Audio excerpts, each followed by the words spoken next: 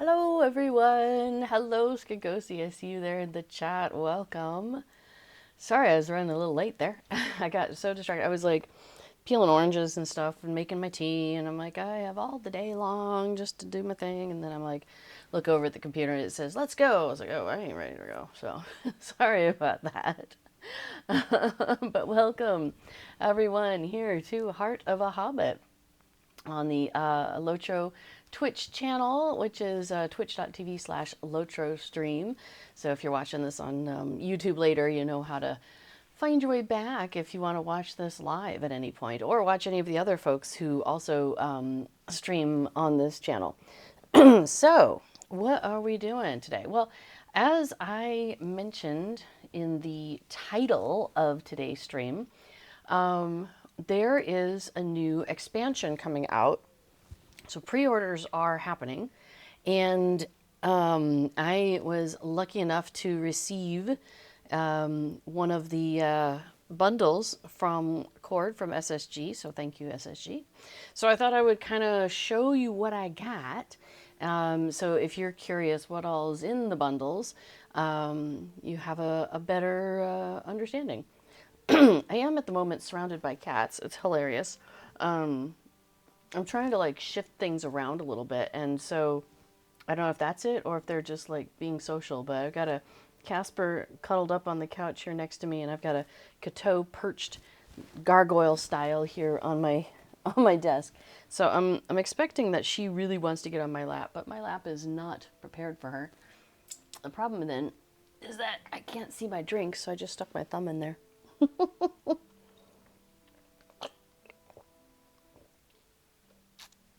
But that's okay. I can figure it out. There you go. Thanks. The thing I don't like is when, like, if I'm petting them or something and, like, my food or my water is nearby and then they get cat hair all over everything, it's like, I don't really want your cat hair in my food and beverage. Thank you very much. Love you guys, but I don't need your fur on me. Not my face. And not in my mouth. Or my nose. Thank you.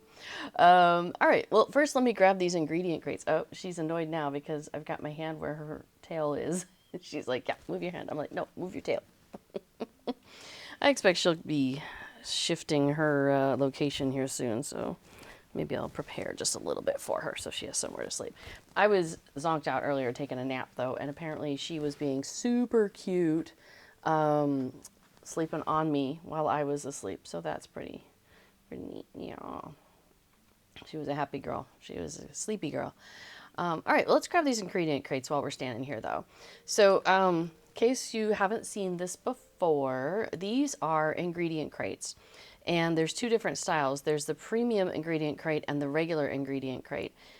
And what these are used for are if you are crafting and you want to make something and it's just for your characters. So it'll make you something that is account bound.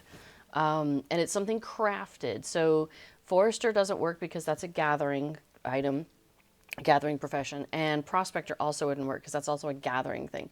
But Tailor, you're taking stuff you have and you're making something else, right? So, for example, if I wanted to make this guild light armor, and it would take 3 finished Kalinard leathers, 1 large Westfold pattern that I make as a guild member, and then a cracked Helvarch sigil, which at some parts of the game are kind of annoying to get.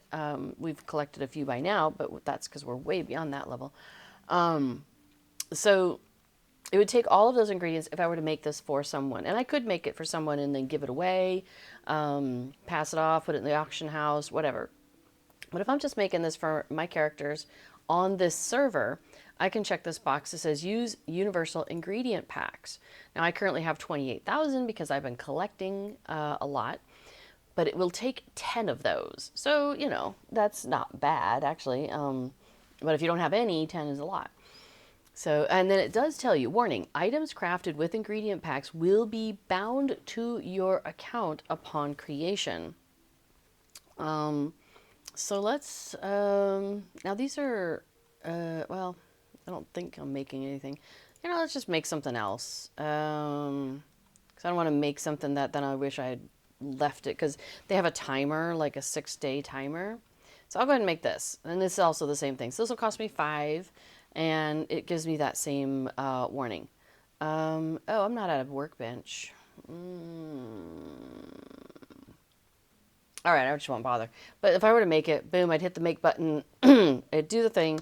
It'd end up in my inventory. And if I hovered over it, it would be worth like 1 penny. So hang on, let me close that. So you'll see if I hover over it, it says it's worth 11 silver and 82 copper. But if I make it out of universal ingredient packs, it's only worth 1 copper.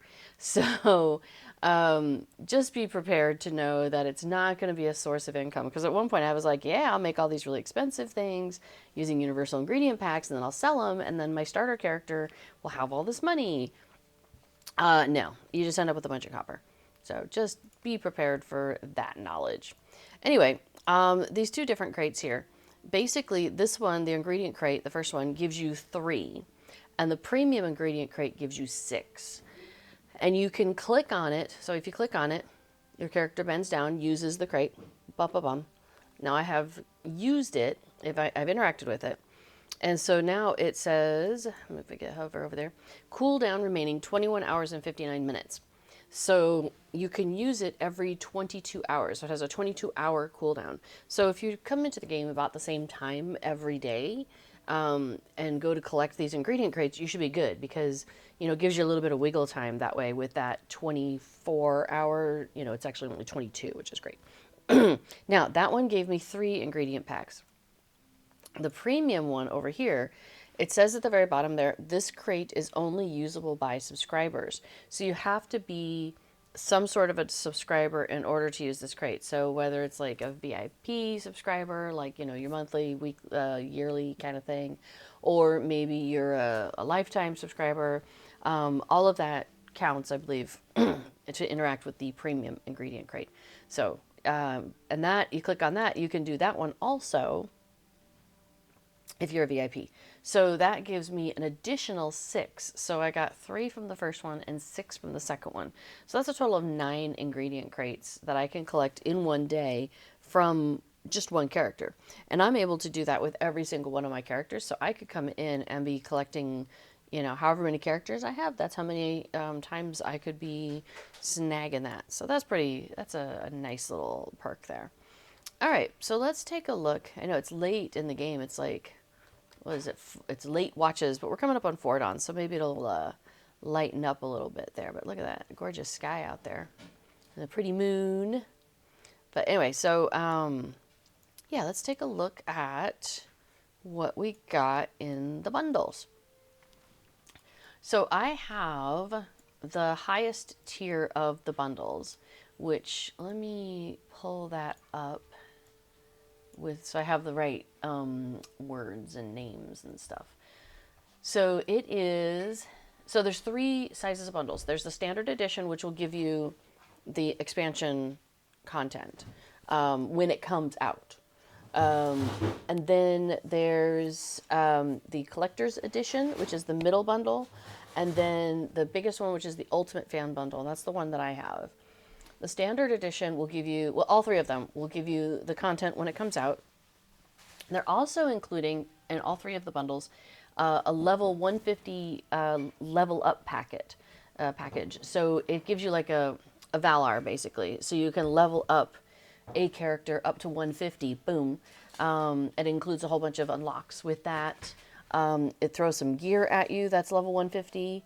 And gives you 2 legendary item boxes, so that way you can get legendary weapons. So if you're doing it with a character that hasn't done that and doesn't have their legendaries yet, then you can like, boom, get that already. Sorry, that's a level up package. There's also a Valar boost package, which has a series of different stuff in it, and that is available on the only on the top one. But the other one, that level up package is available. It comes with all 3 of them. Okay, so then let's see. So what other things come in the standard edition? Let me scroll down a little bit. There's a title, Trailblazer, and I think that covers the majority of what comes with the 20. It's usually like 20 euros for the standard package. For the middle one, you also get the Kingdoms of Harad Collector's Edition bonus items. So you get an armor pack of the Vigilant Sentinel, camel and war steed of the Vigilant Sentinel, and the Vigilant Cobra pet. You also get a Vigilant Cobra bauble and an extra outfit slot that's going to come out when it comes out. So that's going to be cool. And what that means is, so if you're looking at your character, let me go back there for a second. You have some ways that you can put together cosmetic outfits. And so then you just click on it. So like when you open up your character thing, there's two tabs. There's your equipment tab, and that's what your character is actually wearing, your armor and your jewelry, the stuff that you're wearing when you're out there in combat. The cosmetic stuff is how do you look when people look at you? So some people just wear their equipment outfit because that's what they want to look like, but maybe they'll like say, oh, you know what, but don't show the shoes or, you know, whatever. So basically the equipment outfit in your cosmetic panel is going to be exactly what you're wearing as your armor and stuff. You just have a little bit of flexibility here to show or not show various parts of that. Now, from there, you'll see it says outfit 1, 2, 3, 4, 5, 6, 7, 8. And by default, I think you get 1 and 2 as a free-to-play player. So you can put some stuff in there and make that look interesting. And you can do the same thing on outfit 2. And outfits 3 through 8, you have to buy through the store. And they have been on sale at various points, and so I picked them up when they were on sale. So I actually have unlocked all 8 of these outfit slots. So I have something different for my character in each one of these slots. And you can fill in these items either by dragging something directly from your inventory straight over there, or by using the wardrobe, which is what my preferred way. So I have a ton of things in my wardrobe, which is here up above me here. And you then drag the things over. So, so I would like, if I wanted to have like this hat, my character already has that hat on, but perhaps so you can dye things when they're in the wardrobe. And so I have dyed this hat both indigo and orange. So maybe I want her to wear the orange version, or and so I would just change that and then drag it over to my character, and it's going to replace it in that slot right there. Maybe I want it to be the indigo version, so I'll drag that over. Oh, it's the eyes. I was like, what's different? Here, we can go a little closer. So you can see the mask over her eyes. That's what's being affected by this color change. So let me switch in so you can see it again. Oh, it zoomed her back out. But you can see her mask went to orange. You know, that's actually doesn't make it obvious that it is a mask. So I think I'll leave it with the indigo, because then it's more obvious. Yes, Dani Bigood says, I think that orange blends pretty well. It does blend pretty well, but my thinking was, if this is supposed to be like a Halloween outfit, you know, it's a costume, I don't want it to look like she's not wearing a mask. So in this case, I do want her to look like she's wearing a mask. And so I have that on her. But that's why I have this outfit, because then it's got like the spooky thing on the back. So this is like her Halloween, I'm a bear, you know, outfit. This is one of my winter outfits, or kind of fall. I might actually start wearing this one again soon because it's fall time. This was my traveling in Moria outfit, and I just love it so much. I haven't changed it to something else yet. This one I'll probably swap out. This is like more of a Yule outfit, but I don't wear it very often. So, and then this was also another Yule time wintry outfit. So you can see how you can have these different outfit slots and do different things. Like right now we're questing in Mordor, and so I've got her running around in her, you know, mask and covering up everything kind of outfit, but still with a little bit of flair. So that's one of my questing outfits, right? But right now we're chilling out here in the Shire. We're just wearing something very comfortable. So Anyway, so that what I was brings me back to is there is another outfit slot number 9 that we'll be getting here, and that will come out when the expansion comes out, the Kingdoms of Harad. So that's pretty exciting. What are some other things in here? So also for the middle pack, and then this all includes is relevant then to is included in the highest one too. There's an improved expedition supplies, and what this is a reputation acceleration tome times 5, a virtue XP accelerator, 500% XP accelerators, and 5 rare crafting components. And that just goes to the first character you log into after you that you're on when you buy or log into when you buy the pack. So I have that on this character because that was the first character I logged into once I had the thing. And then there's also a couple of titles. So everybody will get the Trailblazer title. The middle and the top ones get also a Vigilant Sentinel title. And then the highest tier is a Leader of the Pride title. Also included in the highest tier and not included in the others is that 150 Valar, which is not the same as the 150 level up. So just, just FYI. Let's see. There's also a Kingdoms of Harad Ultimate Fan Bundle bonus items, is what they're calling it. That includes a Golden Lion armor pack, Camel and Warsteed of the Golden Lion, and Golden Lion weapon aura, and a baby camel pet. So we'll take a look at that here in a second. A What's in the Basket bubble, Golden Passage milestone style emote. Let's see, I'll take a look at that in a second. And then there's also an Ultimate Expedition supplies. So that's on top of that other one that I got it for the middle tier. And this is 25,000 Virtue XP, 4 Virtue XP accelerators, and a carry-all selection box. So there's a carry-all in there, and you get to choose which carry-all you want. Kingdoms of Harad bank storage, which is 10 slots. So I'm guessing that means, because it says shared storage. What's wrong, baby? The cat's like acting like she's going to chase something, but it's making her nervous. What do you see that's moving? I don't know what you see. I'm guessing it's going to be shared storage here, which currently the max is 360. If I go to add space, there's going to be nothing there for shared storage because I bought all of it. Again, I do the buying of stuff when it's on sale. So, and that's my recommendation to you all is buy the LOTRO points when they're on sale, and then buy the stuff when it's on sale. And that way you kind of get like the bonus both ways.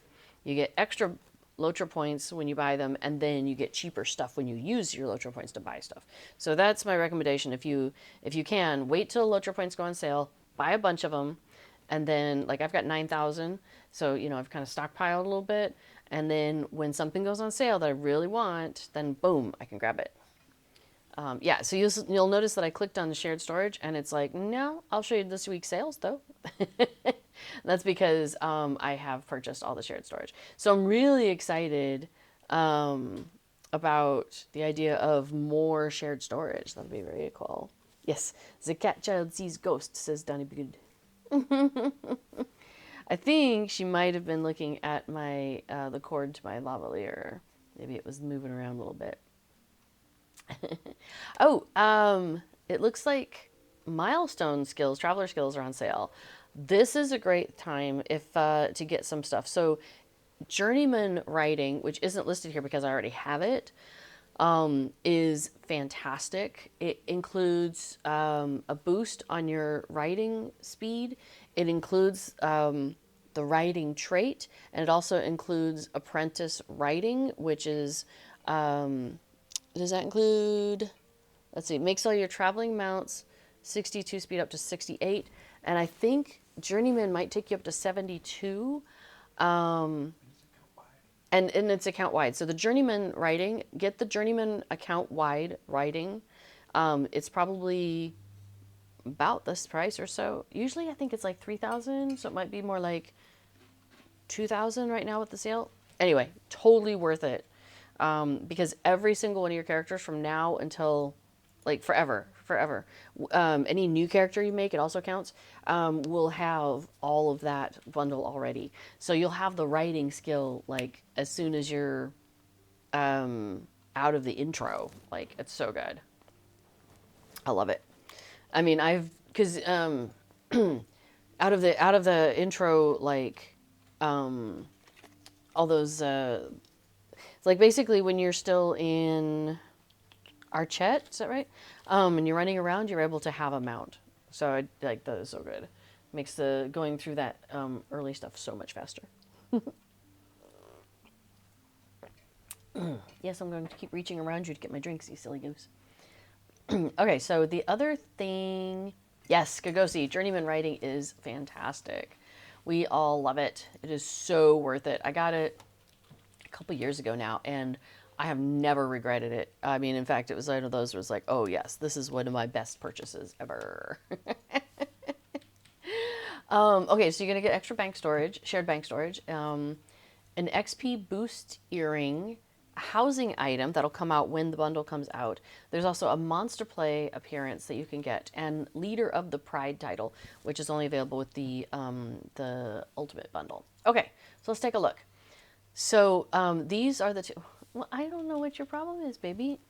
My mouse was there before your tail was there. Why don't you come sit over here? Come here. No, come here. Oh, she's going. Okay. Come here. Come sit. Or come up here. Yeah, you. I'm talking to you. She's in a funny mood. I'm not sure what's going on. Come up. Come. She's like, I'm not doing what you tell me to do. Okay. All right. So, so these two bundles are those improved expedition supplies. So that's the extra boosts and stuff. And those are the things you're going to get one time, and you're only going to get them on the first character that you log in with after after you buy the expansion. So here, actually, let me just have this one open so it's a little more, because the rest I've got other stuff in there. All right, so that gave me, so there's the 5 tomes of extraordinary experience, and that's account bound. This is all going to be account bound. 5 reputation acceleration tomes, 2,000 virtue XP, and then a rare crafting component. So I could choose from, you know, any one of those things that adds to the stuff that you're crafting, and you probably want to choose like whatever's the highest level, but you might choose what level your characters are working on. And then the ultimate expedition supplies, this is the higher bundle, and that also gave me let's see, this one is the carry-all selection box. So when you click on that, it's going to show you all the different carry-alls that exist, and then you get to choose one, and then now you have that carry-all. So it's got the original, the crafting carry-alls, but then there's also task carry-alls, essence, instrument. I love having an instrument carry-all. Housing decoration carry-all, that's probably the one I'll take. Die carry-all, I already have like 2, I think, on this server. The healer's carry-all is interesting. You can put all your potions, all your healing potions in there. So if you are, you know, a collector of those for maybe characters you have of multiple different levels, and so you not need a lot of different potions, but you don't want to carry, you know, that's a lot. But to have, so, you know, maybe you get a carry-all for that. Or maybe you're like, you know, always passing out healing potions to your party members because you do a lot of raids or something. So that could be a really useful thing for you. Task item, we talked about that, right? Essence and traceries. So if you hang on to those and you're waiting to use them later, that could be a real good storage space saver. The war spoils carry-all is war spoils from the Ettenmoors. So that's a nice PvP focused option. And then the junk item carry-all, those are the things that you can't use for task boards, you just sell them. But if that's the sort of thing that like clogs up your inventory on a regular basis, that could be a really handy thing for you. All right, I'm not going to choose just now. I'm going to double check. I think, well, actually, I guess I could just look at my shared storage. How's my housing? Oh, it's actually pretty tidy at the moment. That's also because I have 3, 6, 7 housing carryalls. So, you know, that's one way that I've tidied up my stuff. I think I might wait. Oh, the maps could go into a housing carryall, though. That would be handy. Yeah, and I've got 2 die carryalls, so I don't need another one of those. I'm good on that. So these are the things that seem to take up the most space, but there's no carryall for that stuff right now. Yeah, and then all my crafting stuff, I have plenty of crafting carryalls, as you can see, and farming ones. The LI stuff, oh, and then these are essences. So I'm sure somebody before would recommend that I get an essence carryall to start plopping those things into things, but honestly, I just want to throw these things away. I don't want to keep all these essences, but he recommends that I do, so I do for now.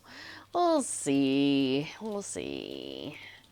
And then I have a couple of task carryalls, I think. Although having 3 task carryalls, I have 3 over on Mary, and I find that really handy because I've got one that's like levels 1 to 50, and then 51 to 100, and then 101 to after that. So, oh, these are the ones that are still left after I threw a bunch away. The essences, yeah. Yeah, those essences. Ugh. I just don't want them. So anyway, so that's where I'm like, well, all right, I'll have to pick a carryall at some point. So that's why I'm not picking which one I want yet, because I'm still debating if I can get rid of those essences, or do I really have to get a carryall for them. Problem is, once they go into a carryall, I won't even think of them anymore.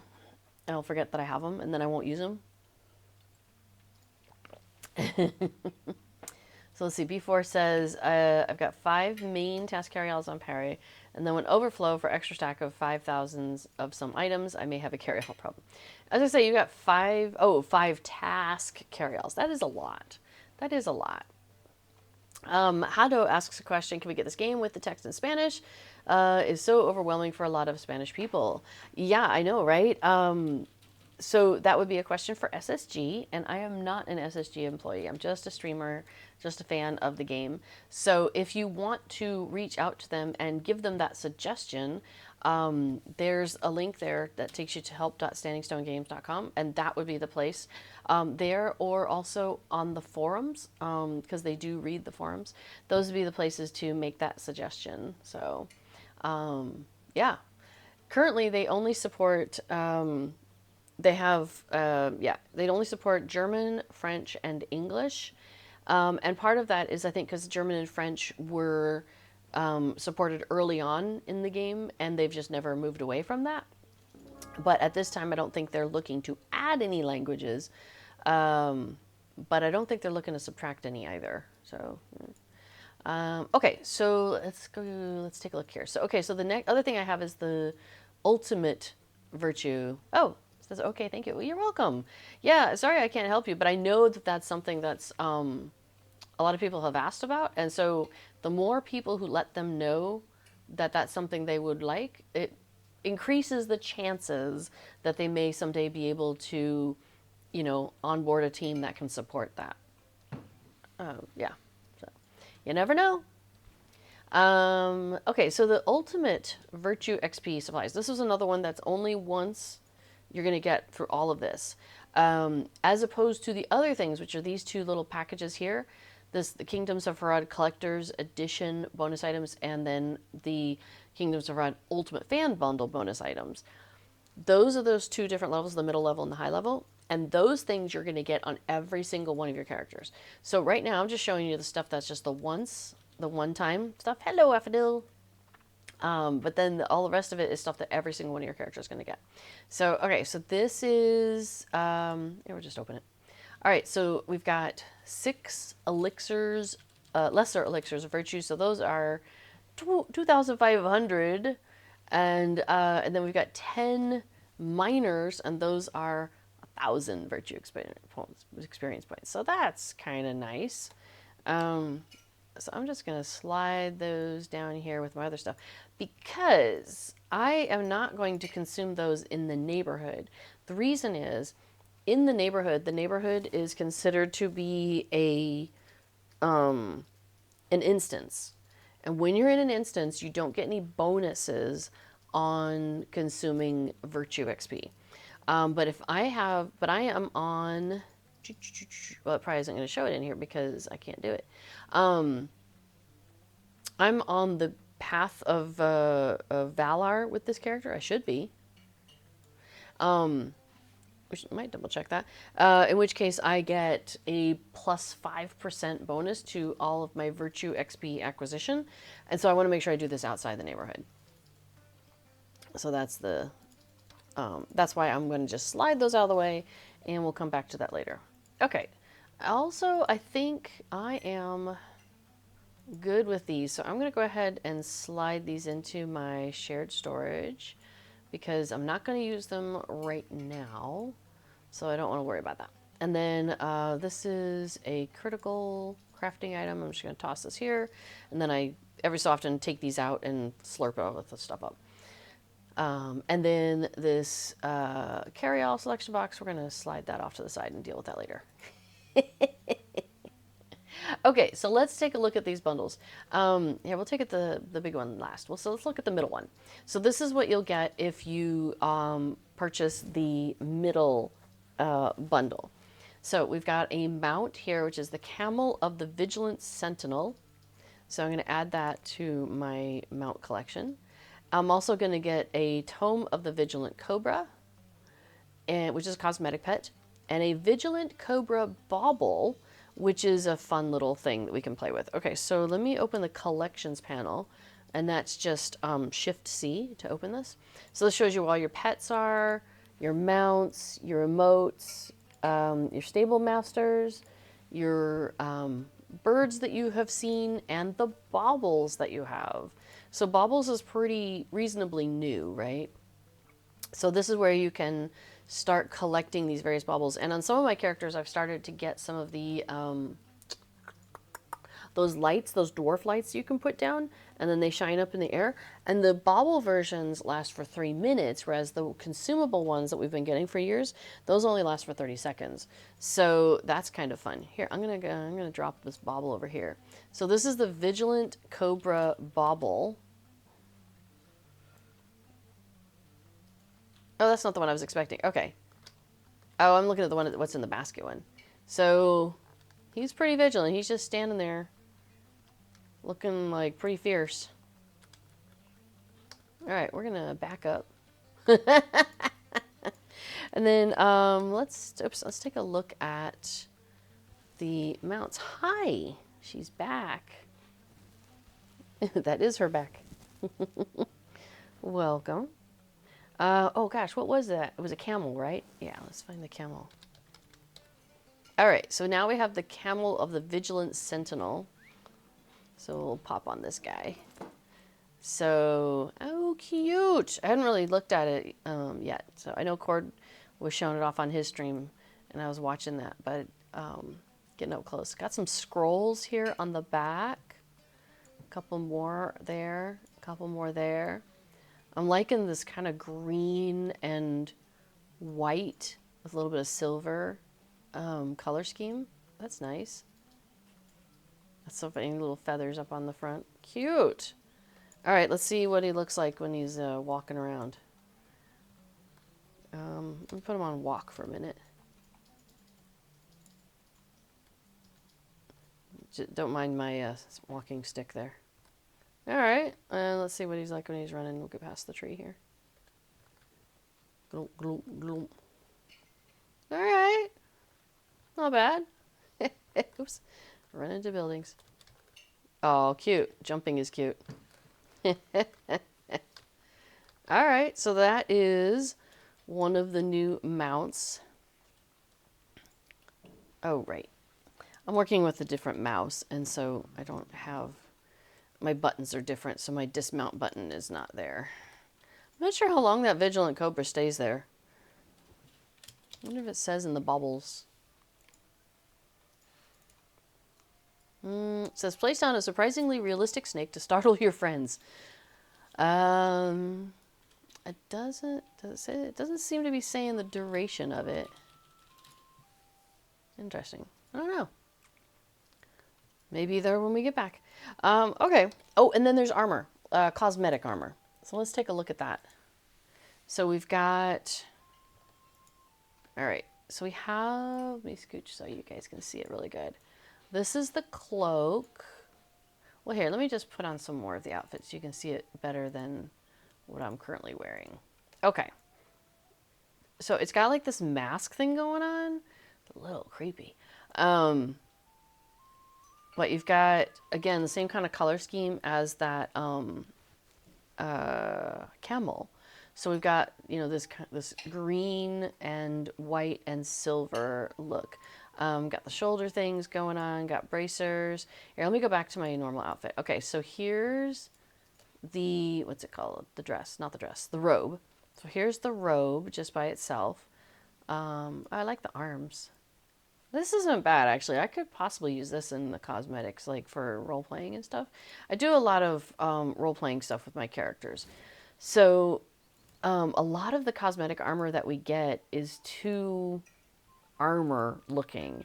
And, you know, if I wanted something that was more, you know, the kind of thing you'd wear on a daily basis when you're out wandering around as a hobbit in the Shire, you know, this could be a possibility. I mean, the original green is also quite nice. Oh, actually, hang on, let me go back. That's also quite pretty, actually. Okay, so that's a possibility, and I like the arms. I like the tail, the what's that called? Tapered arms, not tapered, but that's kind of fun. All right, so that's cool. And then we have shoulders. So if you want to look extra fierce, you got your wide shoulders things. Don't run into me, buddy. We've got the bracers, which can include gloves there. And then we've got some boots, little pointy toe, cute. And then you've got, and then here comes the helmet. So this is the helm. So this the so the helm is what includes the mask, and it's also got like a pointy thing on top. And then you've got the cloak. This is all the Vigilant Sentinel set. But then you've also got the hooded cloak, which is interesting. It goes over that, so you got poking out the top, and you still got the mask on. That's fascinating. Well, now I'm kind of curious, though. If I just wear the hooded cloak, there we go. So if you're not wearing the helm, that's what the hooded cloak will look like. Cute. Okay, so that is the middle tier of cosmetics and stuff. I think that robe has definitely got some potential, so I'm liking that. Funny thing is, here on Peregrine, I've managed to get through my wardrobe and remove things because I moved a whole bunch of characters from a whole bunch of servers, and so all the stuff that was on the wardrobe and every single one of those servers combined into my wardrobe here. So my wardrobe was over full at like 590 or something like that, and you have a limit of 410. So it meant that I could use what was in the wardrobe, but I couldn't add anything to it, which then limits its functionality for anything new coming in. But now I managed to get this one down, so I've got 5 spots. So I'm going to go ahead and throw this robe in there. So now I've got 4 slots, but I think that robe is nice, and we're going to go ahead and enjoy that. Okay, so that is the full collection of what you get from the middle bundle. All right, so let's take a look at what you get for the most expensive bundle. So you get all the stuff that we've seen so far, plus the goodies that we saw so far that were only for the top. And now we've got a Camel of the Golden Lion. So we got another pet, so I mean mount, so there'll be 2 mounts in total. We're going to get another cosmetic pet. Oh, I forgot to look at the other one, sorry. And we're also getting the What's in the Basket bauble. All right, let's take a look at those real quick before I forget. Okay, so here, this is the one I was expecting. I'm going to do this one by Affodil. What's in the basket? What what's in this basket. I'm assuming I have to interact with it. Oh yeah. So once you interact with it, the snake comes out, the cobra comes out, and you start dancing with it. Like it's an emote that you, what do you call it? So you don't have a choice, you just do it. Isn't that great? So the first day these came out, like within the first hour that this expansion was available for pre-sale, the people were around the Brie fountain, like just clumps of people dancing with baskets. That was great. Yes, thank you. Spaced Weston says, I was putting down that basket all over Brie when it came out. You were one that added to that, and I think that's fantastic. I love it. I wasn't on, but before was, and so he was running by there. He's like, yeah, I got to see this, and so I took a look, and oh my gosh, that made me so happy. I love it. Oh, okay, and then we got a new pet. Nope, that's an emote. Hello. What do we have? Camel. We got a baby camel pet. Look at that little guy. Little camel calf. Cute, huh? Funny. Oh my gosh. Look at that little... That is so cute. Oh, and then we also have a vigilant cobra. That was the other cosmetic pet that we got. And this one will follow me around. So, yeah. Yeah.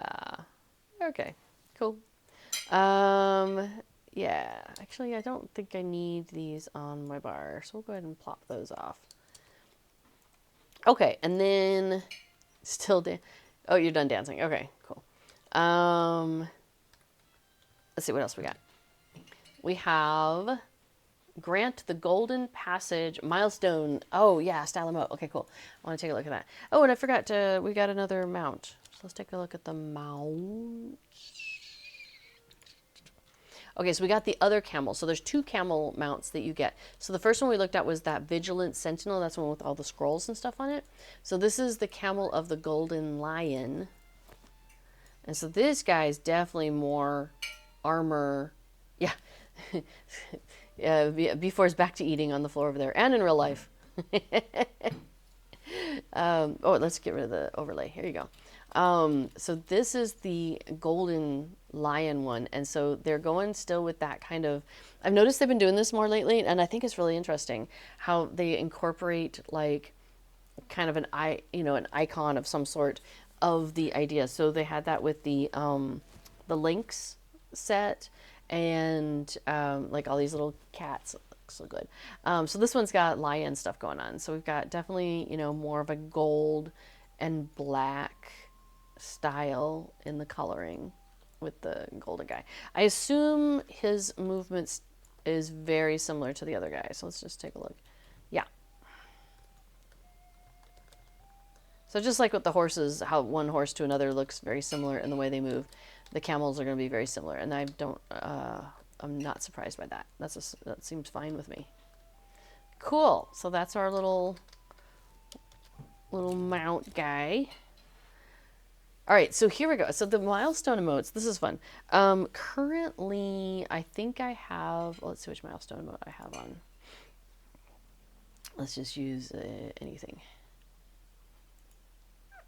Yeah, so currently I'm using the one from the, what was it? Not expansion, but supporter pack that came out just before this. And so that is, so let me show you. These are in the emotes. These are technically emotes, and it's milestone emotes. So there's a whole series of them now that didn't exist before, because by default, your default milestone is the thing where you're like, you click the milestone button and your character like pulls out a book as if they're reading, right? And then you teleport away. We got, I'm trying to remember which one was the first one. I think, nope, was Mirkwood the first one? Maybe. And then we got the packing one. That's that one where you like look like you're packing up a little backpack and then you take off. The whimsy one, that one, oh, maybe the whimsy one was first. That one, it looks like you're throwing up your hand and you get like this golden willow falls over you. Beautiful. The milestone sands, it looks like you're creating a big ball of sand around you. And if you go somewhere where it's snowy, it makes a big ball of snow around you, which is really cool. The Rohan one, it looks like you're mounting up, and then I think you go, and then I think the mount rears up, right? Before you go? Yeah. And then you teleport away. The night one, you put down a banner, and it kind of sends out this like glow all around you, and as you kneel, and then you stand up and teleport away. Jaunty, though, that's the one I just did. And this is, I think, I love the packing one, but this jaunty one has definitely been my go-to recently. So a little monkey on a barrel shows up, and he's standing on a map. And you point to the map, and you're like, that way. And the monkey's like, He points to the map and points a different way. And so you look out there, and then you guys agree on it, and you go, okay. And then you teleport away. And that one's so cute. But the new one is this one. So we're going to take a look at this golden passage emote. So the way this works though is you have a default milestone, and so if you click on that, if you right click on that, it changes that to your milestone. So what I do is I then right click on the milestone that I want, and then it is activated. You can also see that in your general output. It'll tell you, yes, passage, milestone, travel skill, style skill. It should tell you that, yes, you have now activated this. Let's see, where should I go? Because this one's not. I'll just go to my house because that's also nearby. All right, so what have we got? Oh, interesting. Oh, that's cool. Oh, wow. That looks very kind of like a lore master or runekeeper kind of style of thing, doesn't it? Oh, I forgot I still had the camel. I'm riding a camel back to you.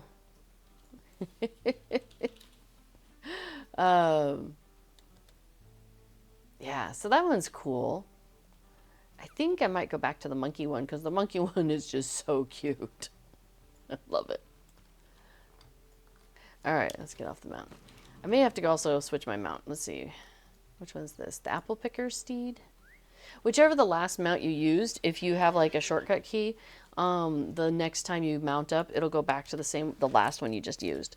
So that's why it was putting me back on the camel, even though I didn't just go and pick it just now. It's because it's the last one I just used. Okay, so what else is in here? So we have an XP earring, which, as you can see, I do have some from previous expansions. So this is something that's been happening a lot with these expansions, is that especially when they go up to a new level, and this next expansion is supposed to take us up to level 160. Currently, the cap on the servers is 150, except on the legendary servers. But on the regular servers, it's all 150. It's going to go up to 160. So a lot of times what they do is they give you an XP earring that gives you bonus of XP up until the cap that you're leaving, basically. So I have the old ones, which are the Fleet Merchant's earring, the Fateful Gundabad earring, which came out with the Fate of Gundabad. And that gave me 25% of all forms of XP up to level 130. And then I also have the Fleet Merchant's earring, which came out with the I can't remember the name of it, but like all the seaside stuff that we've been doing lately.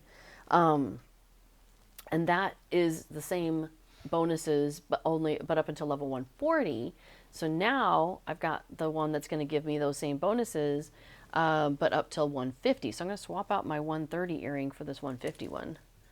So that's a good deal.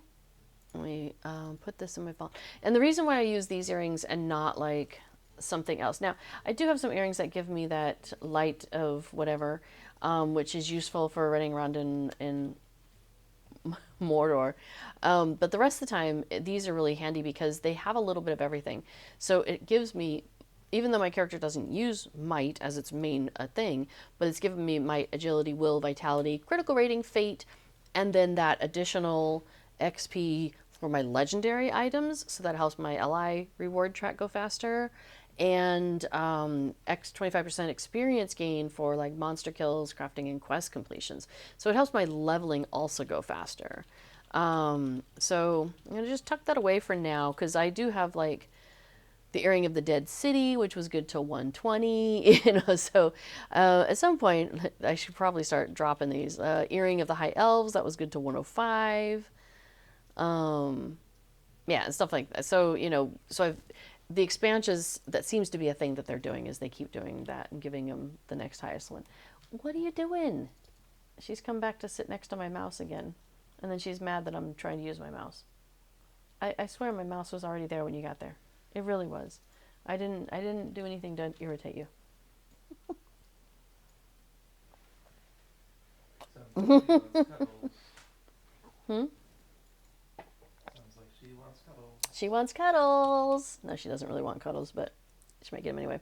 Yes, Tommy Waters made me laugh. It says, I miss the days when games didn't involve so much math. Yeah, no kidding. I do a lot of, hey, honey, can you take a look at this? Because I'm like, ugh, this is driving me crazy. This is why I have like a whole stack here of like 2 rows of jewelry to deal with. Because I'm like, I don't know. Is this better? Is this not better? I don't know. Now, I will tell you, at least LOTRO gives you a little bit of some help here. Because if you go to your character screen, over on the side, you can see things like the basic ones here. So might, agility, vitality, will, and fate. And if you hover over it, it'll be like, as a hunter, vitality increases your maximum morale and morale regen. I'm like, okay, that's handy. But then it like agility. As a hunter, agility increases your physical mastery, outgoing healing, evade rating, critical rating, physical mitigation, tactical mitigation, and para rating. I'm like, okay, that sounds like it does a lot. I think agility is something I should focus on. You know what I mean? You look at might, and it's like, it increases your physical mastery, outgoing healing, critical rating, finesse, and evade rating. I don't know. It just, it used to say something like, I thought it used to say something like, agility is really important for you. So I found that handy. And it does the math for you here in the sense, like, you can look at it, but I don't know where the caps are. Like, here it says, like, my melee critical hits, it's, the critical hit chance of your melee attacks is 24.8%. Is that the max? Probably not, because it's not a round number. The round number is probably like 25 or 30 or something like that. So I know that I can improve that stat. But it doesn't tell me what the cap is, so I don't know if I'm like, am I close? Am I not close? But there's people on the internet and in the chats and stuff that know that stuff, and I'm just like, you know what, you just tell me. Tommy Waters says, I haven't played this game in years. Does roleplay still exist, even on a small scale? And also, hello, I don't think I have met you. Well, hello, welcome. Yeah, so I definitely am still active in roleplaying.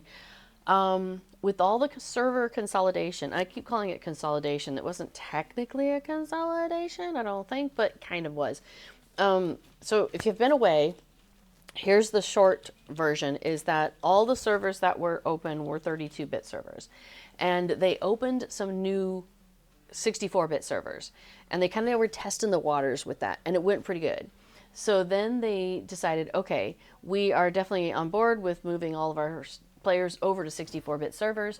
And then they were like, and so we're going to do that now. And everybody went, wait, I wasn't ready. Well, okay, not everybody, but some of us did. But anyway, so over the summer this happened, basically. So any characters that you had on the 32-bit servers, and this would be like Laurelin, Landreval, Crick Hollow, like all of those servers, they closed at the end of August. The characters are still there for now. And those servers are now called Dark Worlds. And yeah, so as soon as they open transfers off of the Dark Worlds, which they've been successfully able to do with the older Dark Worlds that closed in like 2015, they were recently able to get transfers off of those onto the new 64-bit servers. So people who had stuff on the old Dark Worlds are really happy about that. But now the servers that have been active, since then are now also Dark Worlds. But your characters are still there, and you should be able to transfer them off when they open that back up. I think their plan, I was watching Court of the Rings on Friday. So Cordovan is the SSG community manager, and he streams here on Fridays at noon Eastern time. And so he does like the first part of his stream is all about the news, and then he plays the game for the rest of the time. So I always end up getting in there late recently. I don't know why.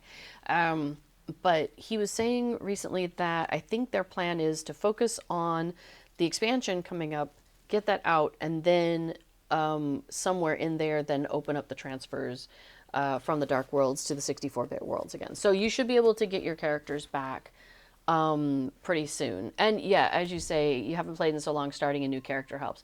Absolutely. But if you want to play one of your old characters, maybe they're somebody, that people will recognize the name. People will be like, oh, it's so good to see you again, that kind of thing. That'd be, I'm sure people will be happy.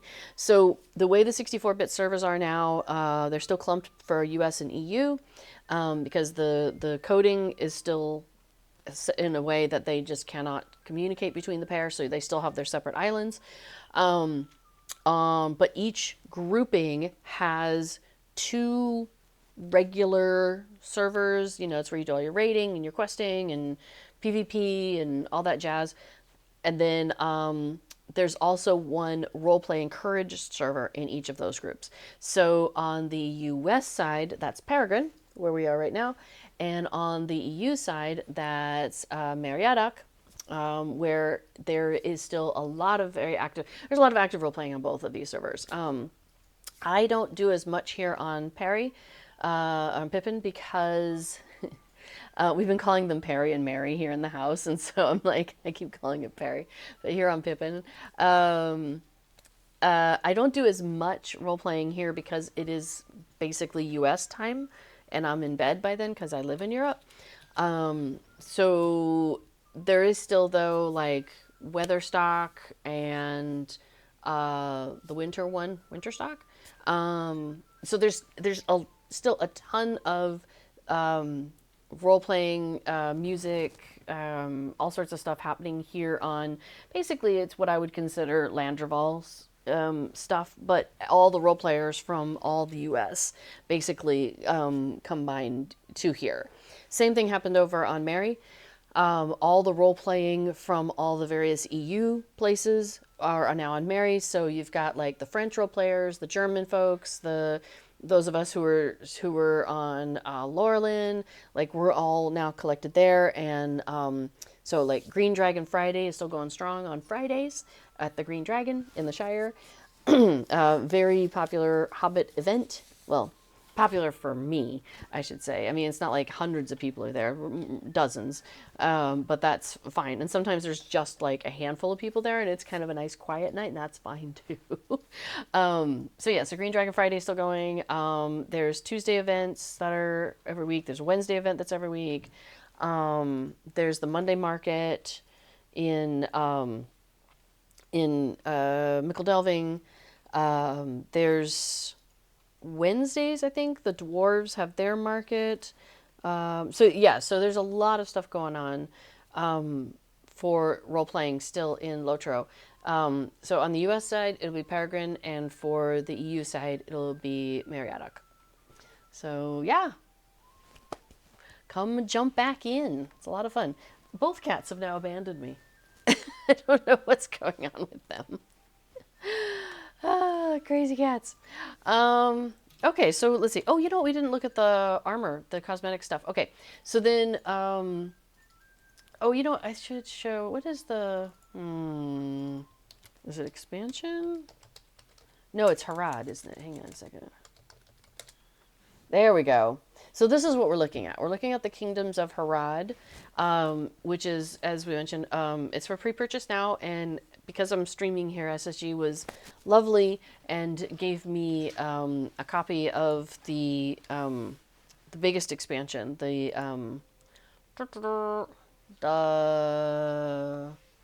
Ultimate Fan Edition. Dun, dun, dun.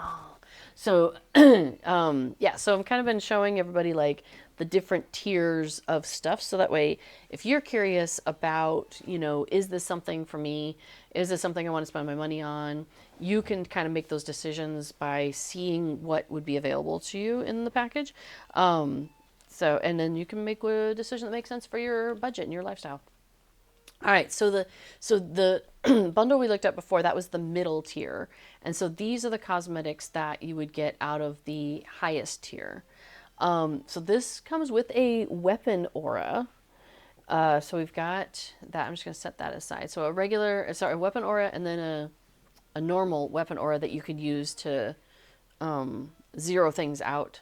Because my understanding is the way this works is you put your normal weapon aura on your equipment slide, and then on your cosmetic outfit, that's where you can slide in the different weapon auras, and that's how they show up on your stuff. So that's how I've got like a weapon aura showing up on this. So I should be able to, hang on just a second. Let's see, is that this one? Oh, I'm not sure.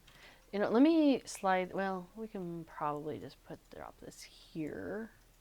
Let's see. Nope, wasn't that one. Let's try the other side. All right. There we go. So now you can see, let me get rid of the overlay. It went from kind of a blue glowy thing to now it's kind of like a gold, kind of a gold little aura happening around it there. So that's the new weapon aura that comes with the top of the expansions.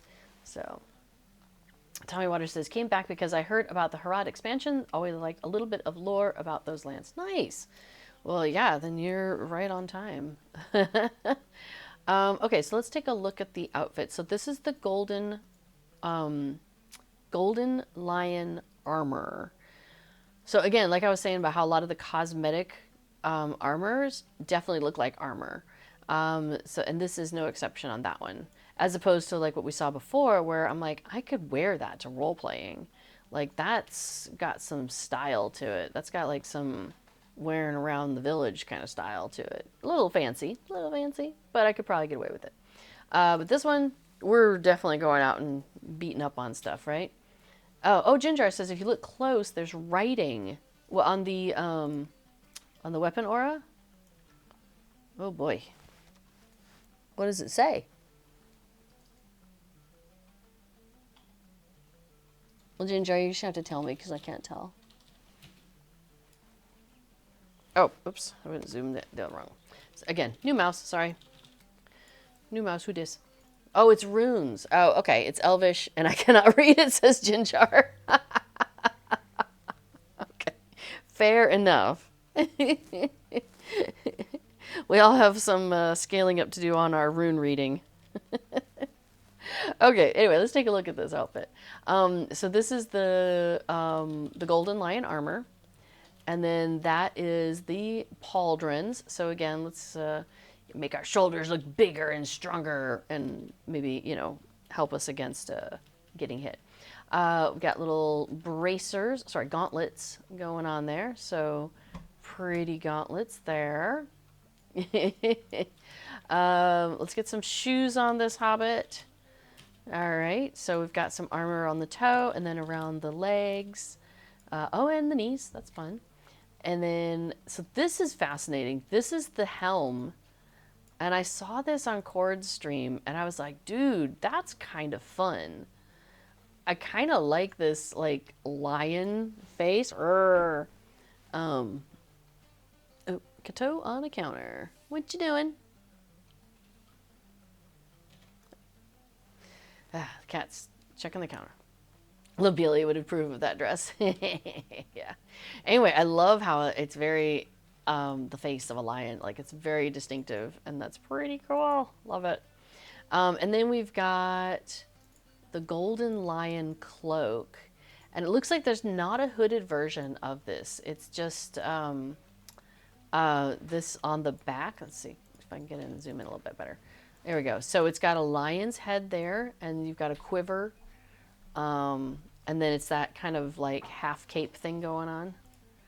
So we got that. So that's kind of, it's definitely got some style to it, right?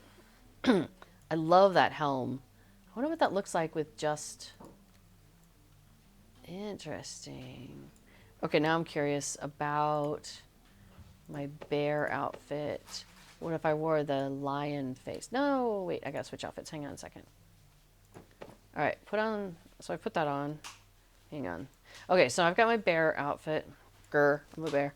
And what if I did that with it? I think I'd probably want to put together a different outfit to go with it. Maybe. I don't know. Maybe something more golden to match the gold of the lion face. That's fun, though. I like that. I may have to use that.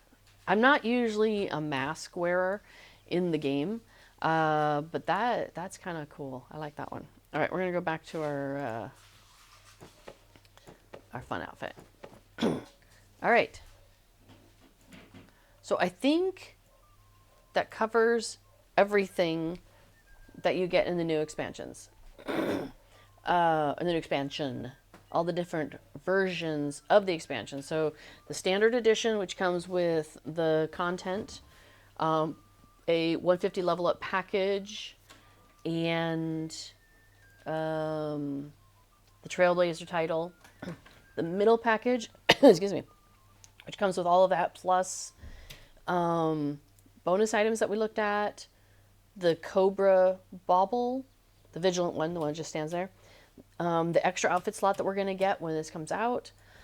Excuse me, hang on, I need a drink. The Virtue XP and stuff that we get. Trailblazer title and Vigilant Sentinel title. And then the Ultimate Bundle, which comes with a whole bunch more stuff, comes with an actual Valar package that might come out when it comes out. The bonus items that we looked at, which like the Golden Armor pack, the Camel and the War Steed of the Golden Lion. So I automatically got the War Steed. So if I go to my War Steed panel, that'll be in there. The What's in the Basket Bauble, the Golden Passage Milestone emote with the runes and stuff also. Very runic style on this one, got it. The Ultimate Expedition supplies with more Virtue XP and stuff. 10 bank storage slots that we're going to get. The Boost Earring. Did I already get the 10 storage then? It doesn't have an asterisk next to it. It says 360. Well, now I'm not sure what I had before. Maybe I had 350 before. Well, neato. A housing item teleporter that we don't have yet. And then monster play appearance, which I don't have a monster play character here, I don't think, so I couldn't show you that. And then the Trailblazer title. Oh, we already have that. Leader of the Pride title is that one you get with the highest tier. All right, I think that covers it. Tommy Waters asks, will there be new housing for Harad? Not exactly. So Scenario has kind of taken over managing housing. Hi, Casper. How are you? This is my lion. He does have a lion's face to me sometimes. You do. You have a big old face. Just roar. He's not a lion, though. He's very sweet. Yeah, you are. I'll try and get him to turn around at some point. You guys can see his face. Why don't you come lay down behind me? He likes to do that. He likes to lay on this black blanket, so we do that. I leave that there for him. Anyway, housing. Scenario has been leading the housing charge now. So any videos that he does, because, okay, so Scenario is an SSG employee, so is Orion, and so is Cordovan. And those three are on here more often than previously. Cord's been streaming every Friday for a long time. Yes, Kagosi says, Casper! Yeah. So Cord's on Fridays, and then Scenario started doing some streaming like once a month or so. And then Scenario and Orion started doing a regular monthly streaming called We Have a Cave Troll. So that's a great place for information about kind of like behind the scenes dev stuff. So Scenario has talked about housing. And there is elven housing that is coming next. And that's something that's been in the works for like a year or so. But they've had to kind of like pull some of the resources that we're working on that to focus on the expansion. So then once the expansion is done, I think they're fully back on getting getting the elven housing done. So, and that is supposed to be happening in Rivendell. So there's an area that people have kind of seen that's like across the valley or something like that, and they're like that's where they think the Rivendell housing is going to be located. So so yes, there is housing coming, but no, it's not Harad related. If that answers your question there. Now, did you know how many premium housing options we have now? There's a lot. So there's the original Belfalas housing, so race of man, big columns, marble style, right? Then we got I think was Rohan next. Yeah, Rohan was next, and we got two different Rohirric styles out of that at the same time. One that's kind of like in the trees and kind of mountainous, and then one that is in the plains and very grassy plains style. Hi, babe. Casper is back, and front and side. Yeah. And then after Rohan, we got so I have usually one of every house, but on this server I haven't done that. You know what? Let me show you something real quick. This may be something you already know, but so first of all, Return to Lalia's Market is a travel skill you can get. Oh, I haven't changed this back. Well, we'll go with this for the moment, and then I'll go back to the monkey. Tupac Shakur says hello. Hello. Okay, so travel to Lalia's Market, super handy. You just turn around, walk out the door, and you're in Bree by the boar fountain.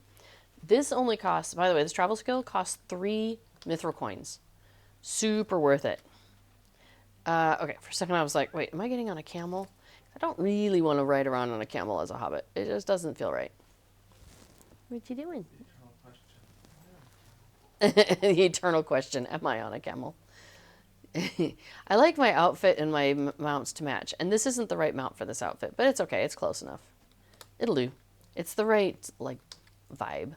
Okay, so, oh, sorry. I just wrote over here. So if you ride south, and so you've got, like, that Bree Town Hall where you got to go talk to the mayor, and this main road that you ride down, like, if you're going towards South Bree. It's also where you, like, catch envelopes and do all of that stuff. Right across from here is this broker's office, and this might be new since you played Tommy Waters.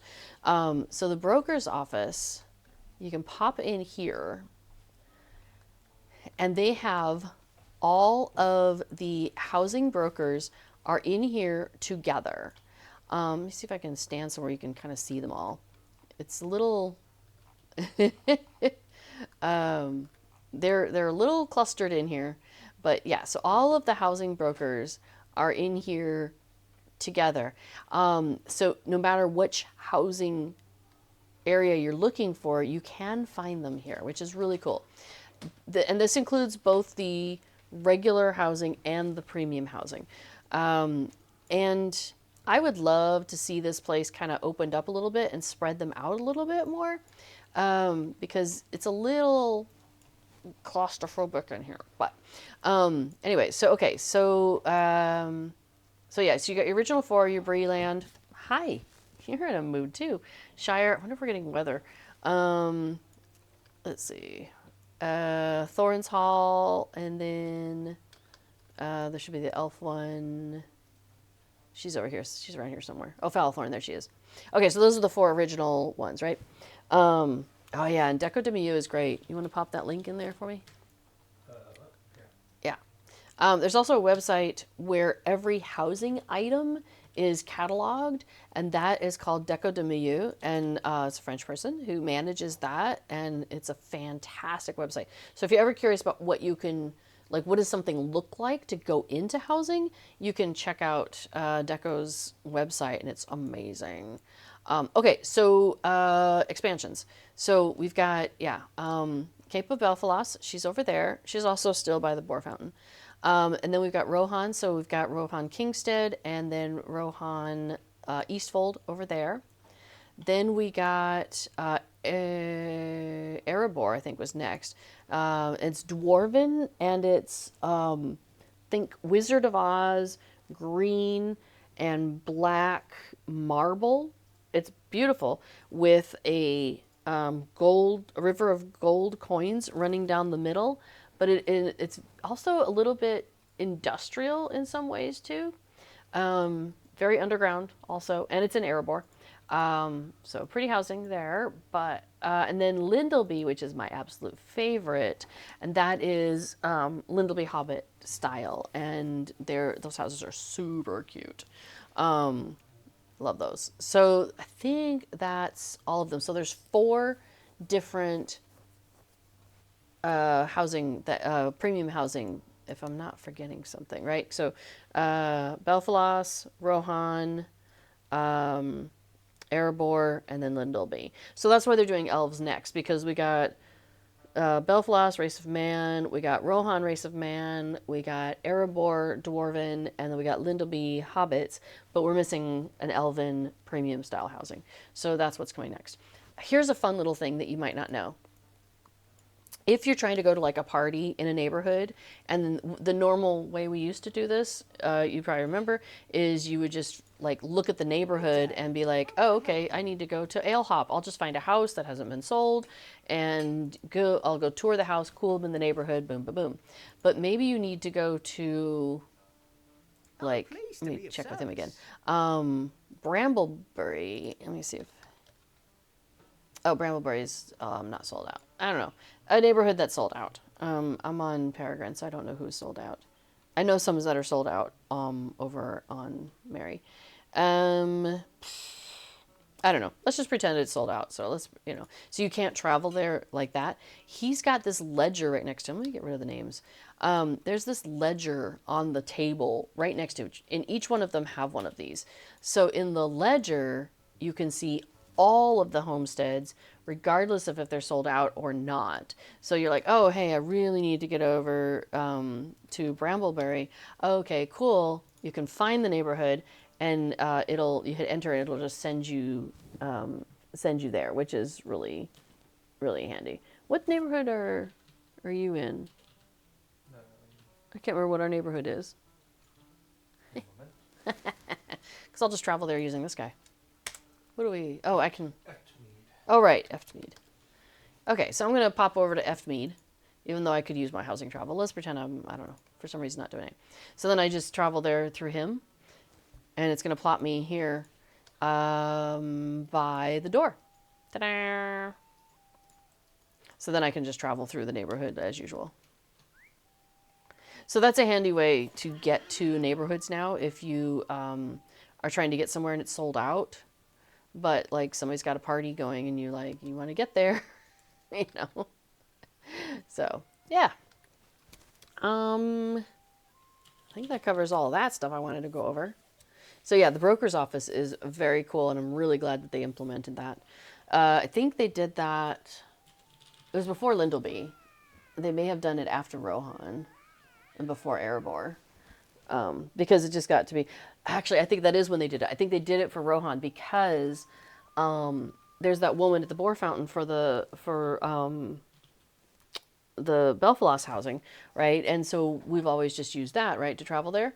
But I think the thought was, well, gosh, that's a lot of people to start plopping around the Boar Fountain, and do we really want to have that many people, NPCs, additional? And... we're so excited about Rohan housing. It was nuts. And so people were traveling there, but it's high level. And so you'd go out there with a character that was lower level than, because the brokers were in the neighborhoods out in Rohan. So you had to get to Rohan in order to buy a Rohan house. Or there was also a broker in Edoras or something. But again, you had to be high enough level to go there.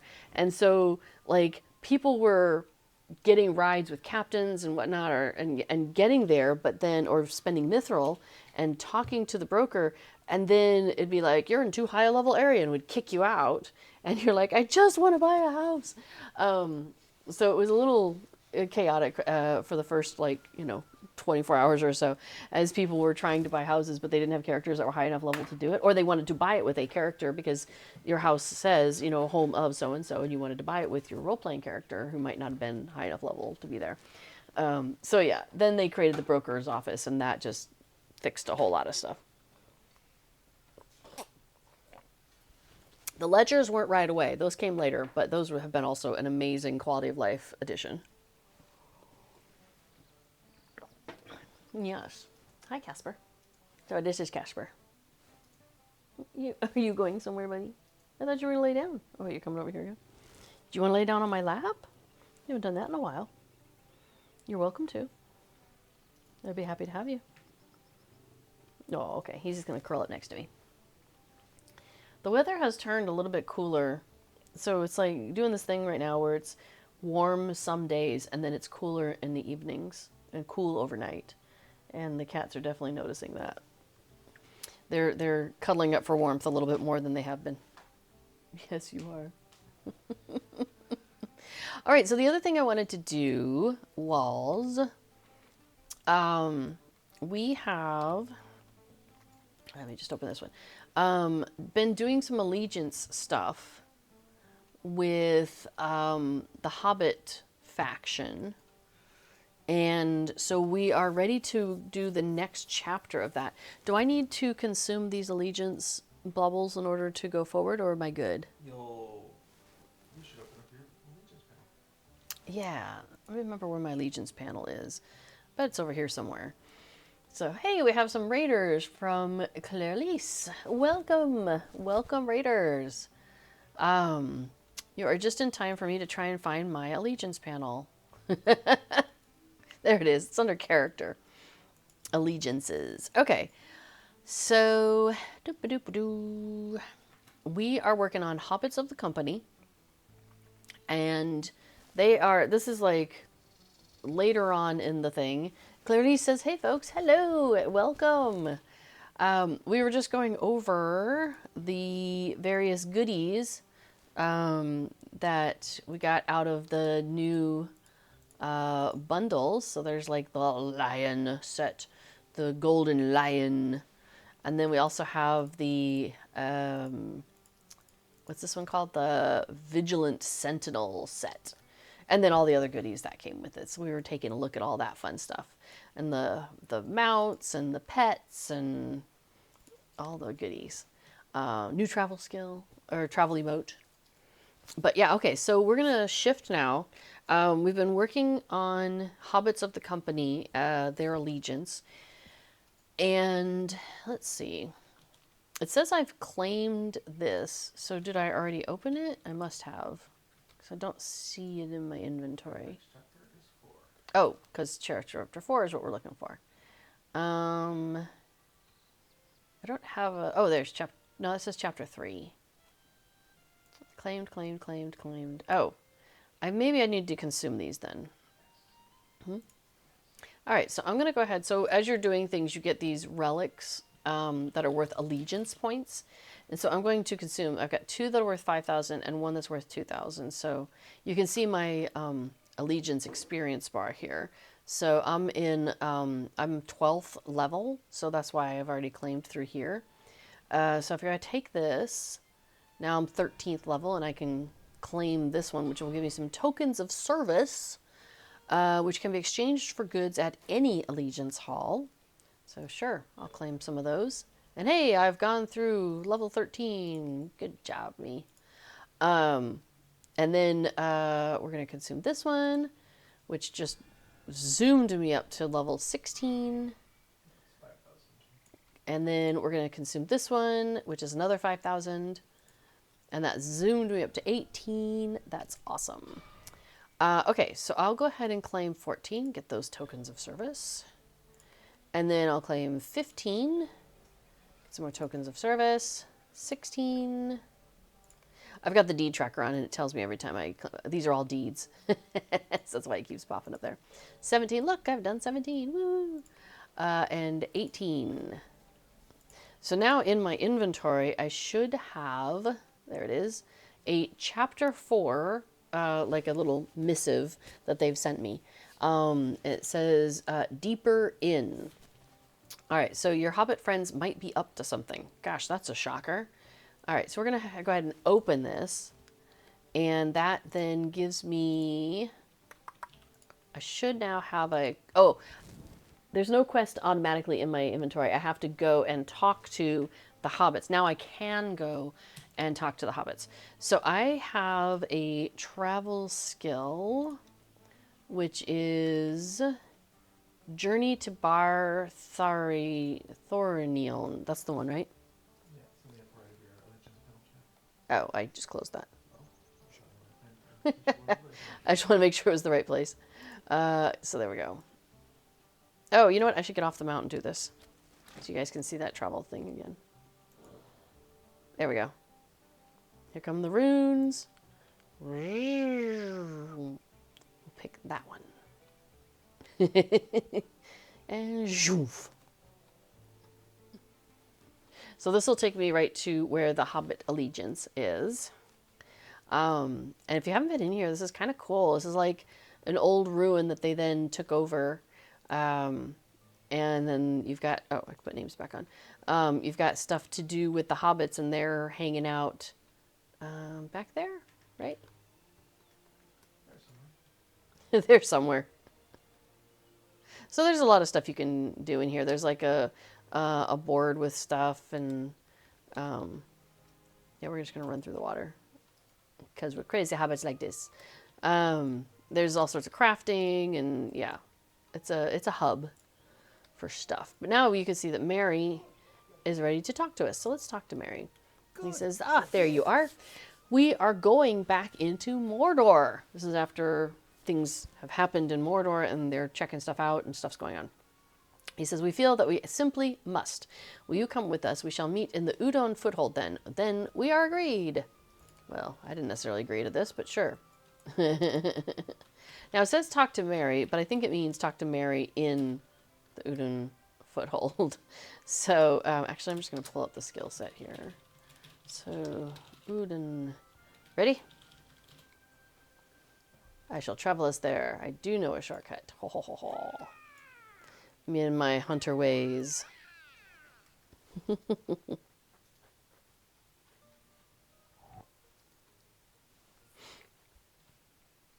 right. That looks scary.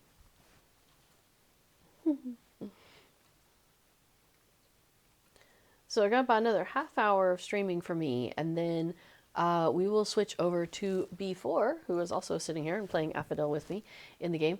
And he will do his stream plugging along, where he's talking about plugins on stream, doing plugin development. So Tuesday. So yeah, so B4 is the second one listed there. I'm the redhead. Hi. And then Meilung streams on like US time, like evening time. So and he's doing like a questing back to Gondor or something like that. So he's been starting at the beginning and then working his way forward since then. All right. So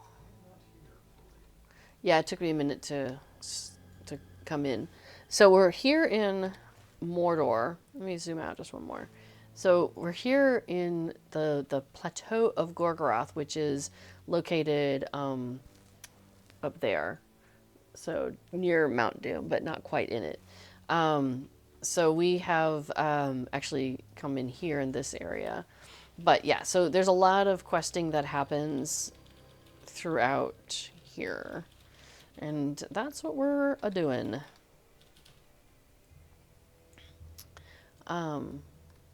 Reduced awareness. You picked up reduced awareness on your way in.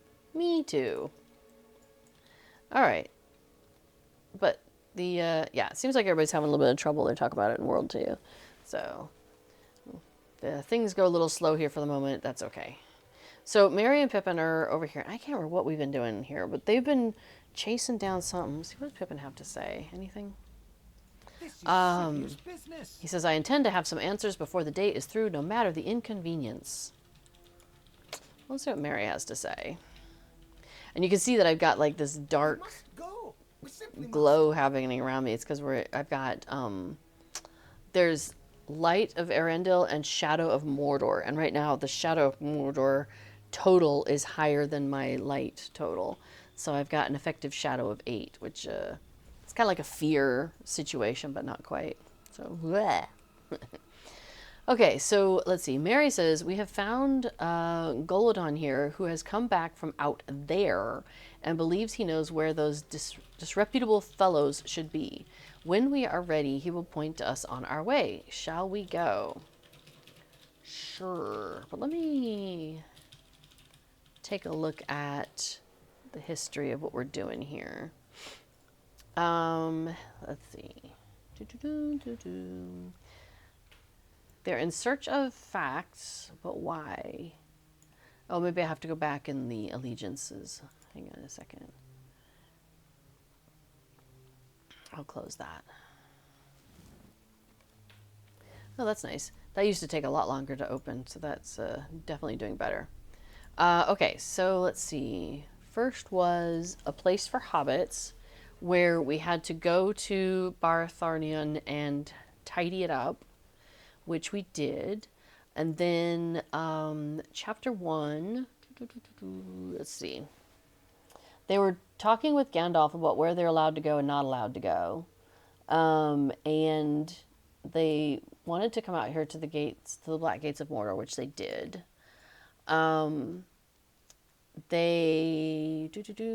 Let's see. They asked Aragorn and Erebor permission to venture to Mordor, which they got permission. And why did they want to come here? I can't remember. I think we saw signs of people talking about the Shire or something. Oh, okay.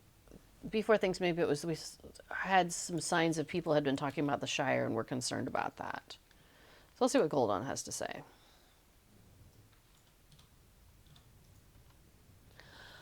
He says, I have other duties to which I must attend, but I can go some little way with you and see that you're headed on the right course. Okay, so this is going to be a travel now, so we're going to say yes, and it's going to send us somewhere. But yes, I'm afraid that the server is having a little bit of a... Oh, we can't do it in a group. Got to go solo. It's a solo quest. Yeah. Dum, dum, dum. Okay, well, let me travel now with this guy while I get a drink.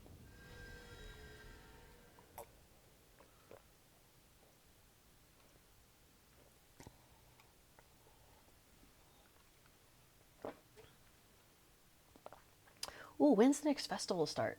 That's got to be coming up soon. Harvest Math. Let's take a look. So, LOTRO, schedule... Well, we've got to go back in now. That's how I figure it. Pipeweed and suspicious fellows. Now I want answers even more than I thought I wanted treasure. Let's see. October. We just had Baggins' birthday. That's finished. Yeah. Buried Treasure event is coming up. Goodness, beginning of the, like, tomorrow? Yeah. The 1st, right? Tomorrow's the 1st? Yeah. Buried Treasure event starts tomorrow, and we've also got Hardtack event tomorrow, Hobnanigans this weekend, and then Harvest Math is on the 9th.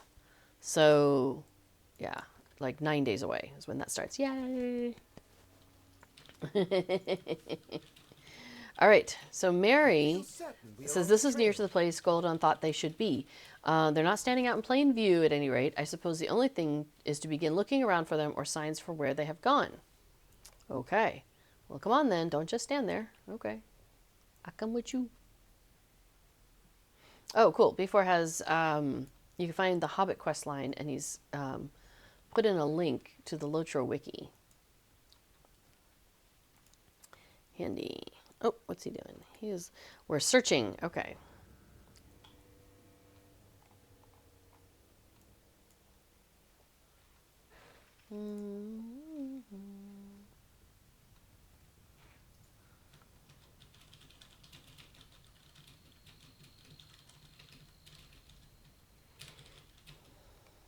We're looking for things that don't belong here also. Let's see. Oh, he says, you can see the Eisenmouth from here. Not a friendly sort of gate, is it? No, I agree. No, Pippin, this is not the time for a meal. We must keep going. But wait, what was that? Uh-oh. We're being attacked by Mordor warriors. So you can see I've got that, I believe I've got the new lion thing on my bow here. I'll take a look here in a second. How's it going there, Mary? All right, continue searching. This is a fair bit more dangerous than our first excursion. You think? We're in Mordor, you goof. Oh, we went to Isengard for some stuff too. Forgot about that. I guess that's the only problem about not doing it like boom, boom, boom, boom, boom, is I forget little pieces of the storyline in between.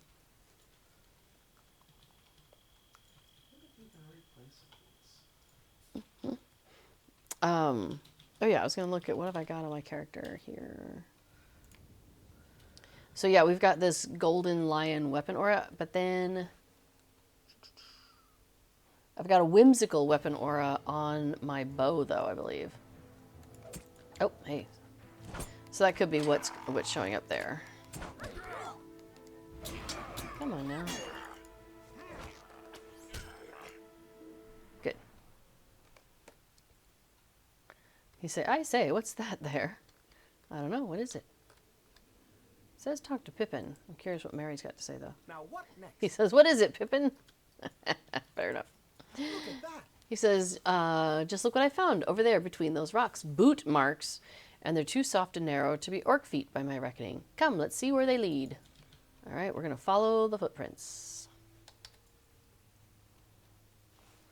He says, and look, there's a whole trail of them. The prints lead ever onward and upward. Okay. Yep. And more.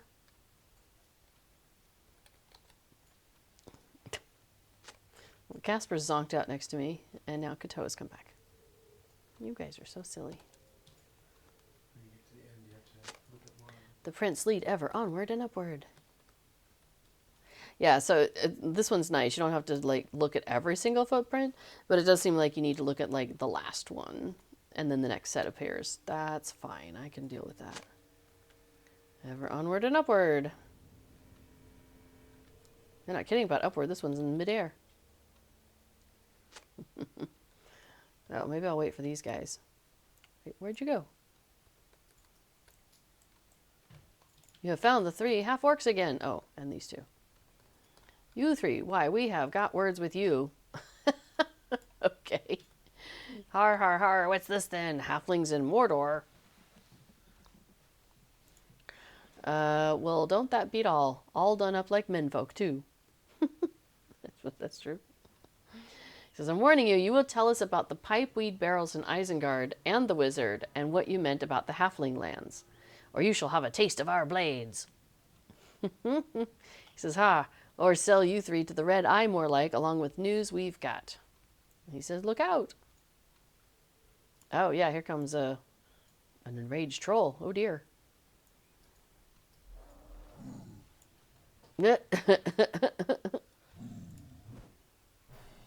Things aren't going well for somebody here.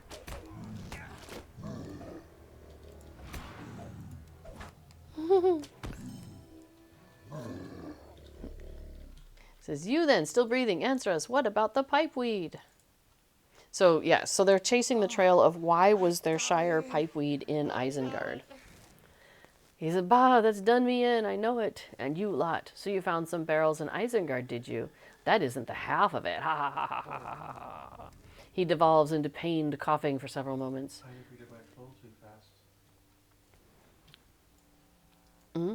I defeated my troll too Oh fast. no! Before defeated their troll too fast and got the storyline's I not think I coming. soft locked myself. Well, this orc says, there's plenty more where that came from in your precious Shire. That land is good, undefended it is, ripe for the plucking. With that, the half-orc expires. He says, our hobbit kind is not so easily cowed, as your wizard will find out the hard way. Oh, why, if that isn't enough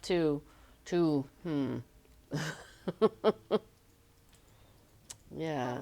He says, those weren't answers, those were riddles. Riddles that would drive even old Bilbo mad. What does Mary have to say? He says, poor fellow, he will not be dearly missed by anyone, I suppose, not even his craven comrades. I cannot say that I am satisfied, but I think we have done all we could this day. It's time we headed back.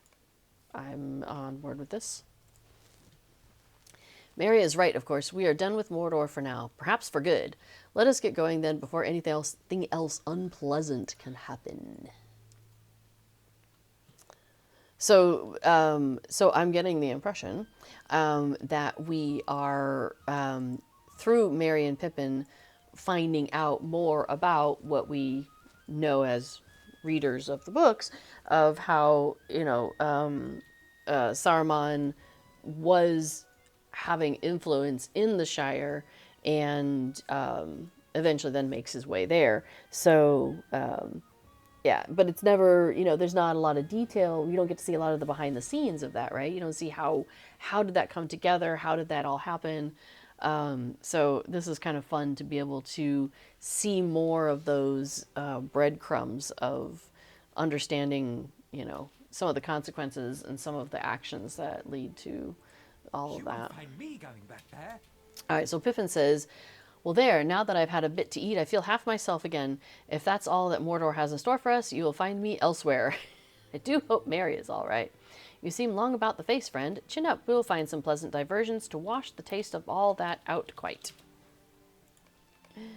Well, Mary says, I wonder if we shall ever unravel the mystery we stumbled across out in Mordor. Somehow I do not feel much hope, although I expect we shall have to turn homeward sometime, and then we shall see what we shall see. I will confess I am quite down. Yes, I think for a spell we should try to dwell on brighter things. And then we get a ring of good company. Let's see. I'm an agility person. So there's an agility vitality one, the nimble ring. Well, that's also agility vitality. Let's see. This one's agility vitality and critical, and that one's evade. So yeah, the critical is more my style. Oh, but then, that's will vitality, and that's will vitality. So I think I'll take the nimble ring, and actually maybe take a look at it. Wow, it is definitely a higher level. What I currently have, though, are ones that I've socketed in some stuff. So I've got agility and max morale on my current rings, and then finesse, agility, and agility. So it's still less agility than the new ring. The new ring has vitality, these don't. So the new ring has that my current ones don't is some of that light of Erendil. And since we're still doing a lot of stuff in Mordor, that could be really handy. So I think I'm going to swap to that. But I'm going to go ahead and lock this other one, make sure I don't sell it by mistake, because I'm going to probably want to take those essences off, especially the major ones. I'll probably want to reuse those. The minor essence of finesse, maybe. But I'm definitely going to want to keep those major essences to use again. I'm guessing, probably. So, okay. Well, that was fun. Okay, so now what we have to do is we have to wait until we do quests that give us some of those allegiance XP stuff, which we then use to increase our allegiance bar, which then allows us to come back here and do the next step in the chapters. So we are not at that point, so I think we should go do something else. You want to go do a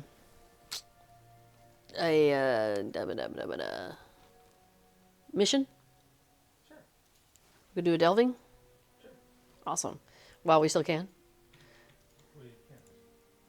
Oh, we're the wrong ones. Let's just do a mission then. Right. So we have these two characters. Hi, Sneakies! Here on Peregrine. And these are our completionist characters that we had over on Treebeard. But let's see. We could do. Let's go. How about Rivendell? Okay, cool. I'll take us to Rivendell. Anyway, so these are completionist characters that were over on Treebeard, and Treebeard had a cap level of like 110 and then 115 around the time that we were questing, and then they expanded it because they went ahead and they were going to close Treebeard, and so you could go all the way up to like 130 or something like that. But we didn't. We were busy over the summer, and so it just. We're now doing the questing that we had planned to do over on Treebeard. We're now doing that here on Peregrine, just without the slower XP and all of that stuff. So, you know, we're gaining XP faster than we were there, but whatever. Yeah, it's anyway. So I keep getting these characters mixed up with our characters that are over on Meriadoc. Who are able to do lots of stuff. Okay, how about we start with... No, because the twins, you can't stop. But this one you can stop in the middle. And it's not a problem. So like maybe number 2 is 2 the one.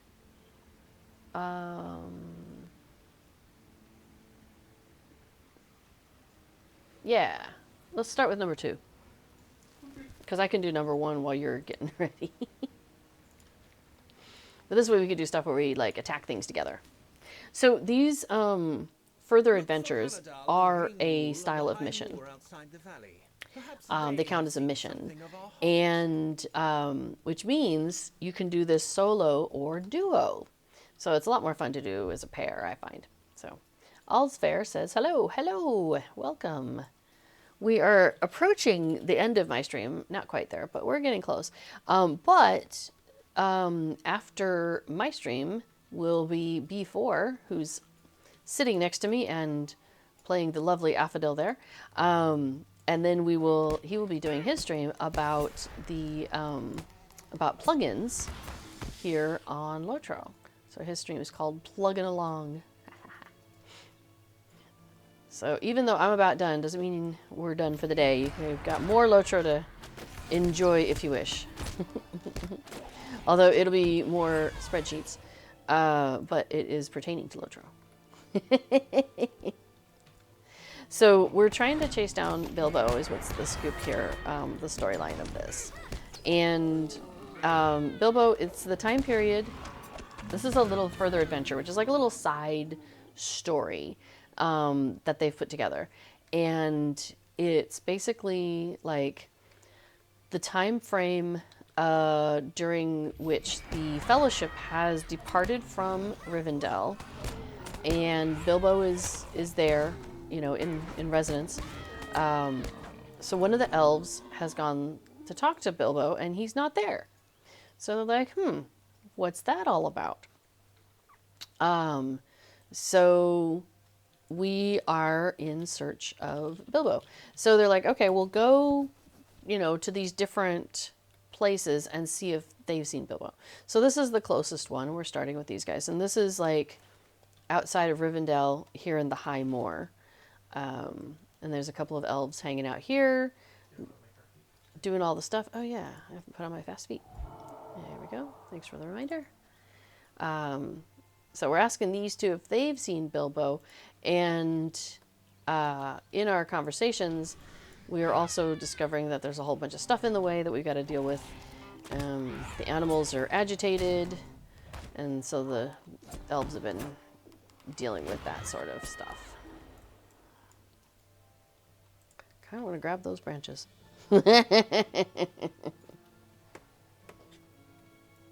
So now, this is a mission, and there are lots of missions dotted around nowadays. There are some missions, and these are not some of them, but there are some missions where you can add on an extra level of difficulty called a delving. And the lore with that is that there's these stones and they have like some malice inside the stones. These stones that have been found, these delving stones. And what you can do in order to like dispel the malice inside the stone is you can put it into this larger so these are gems. So you can put this gem into a larger stone and it cracks the gem open, the delving gem. And then that malice comes out. But the problem is then it spreads to what's in the nearby area. So you have to go around and defeat what's in the nearby area, and that will then fully dispel that malice. So that's the lore of what's going on with those, with the delving stones and stuff.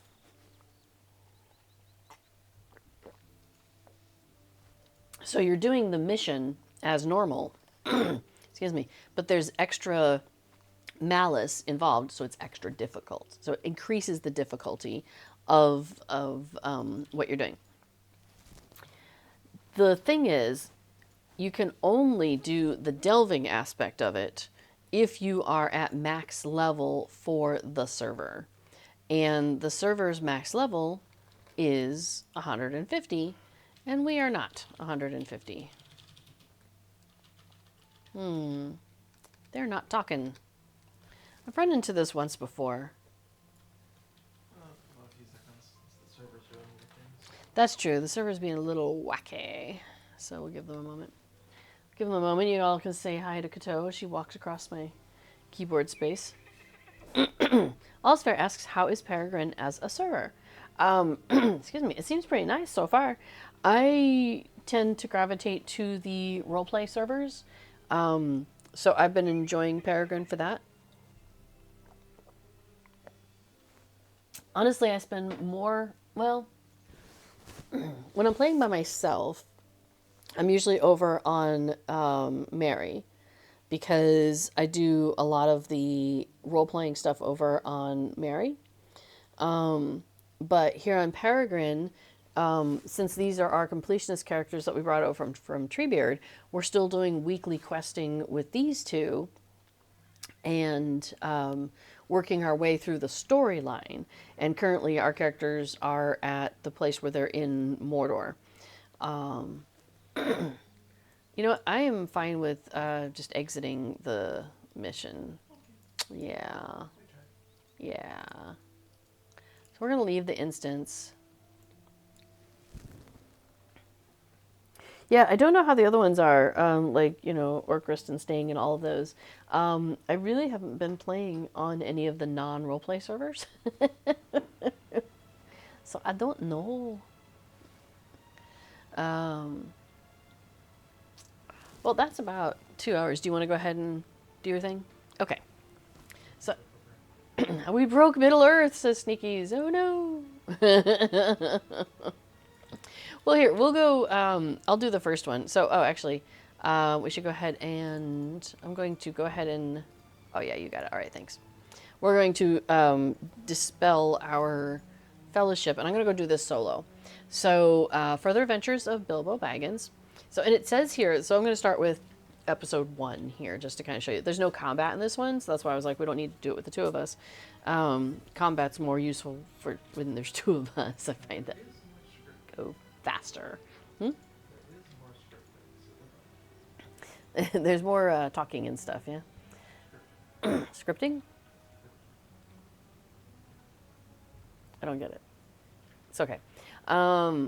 Okay, so this one, it tells you that this one begins, this Further Adventures story begins on January 12th, 3019, and after the forward, the Fellowship departs. So it's just kind of telling you, you know, giving you an idea of like, okay, where does this fit in the storyline that we've been told so far? And so this elf is like, might you spare a moment of your time? It's almost certainly nothing, but I should not care to face the master of the house if it turns out otherwise. I understand you know Bilbo Baggins? Yes, the hobbit currently in residence here at the last homely house, guest of Lord Elrond and welcomed by all. I had a question for him of great importance, but when I sought for him, I could find no sign of him in any of his usual haunts. That is quite unusual. Will you accept this mission then? I need you to find him for me. All right, so episode 1, which we're going to zip into here.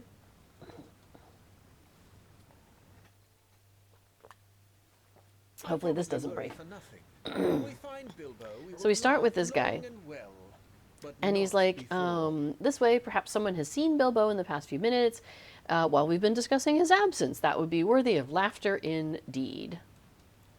And he's like, we would laugh long and hard, but not until he's found. Let me, oh, and then we're like, uh-oh, there's Elrond. He's like, I'll do all the talking. Let me do the talking, it's cool. And he's like, you know, good morning. And then Elrond pulls a Gandalf and he's like, is it? And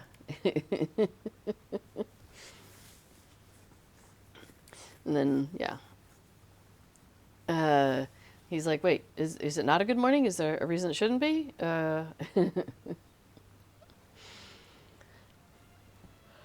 Elrond's like, calm down, dude. These are dark times.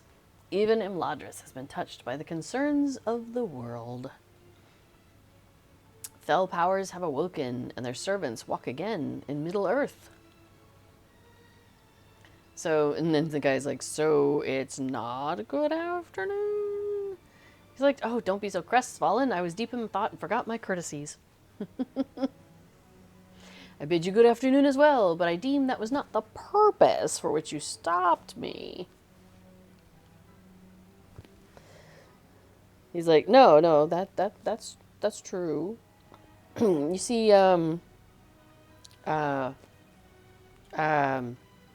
she's got something she wants to talk to you about.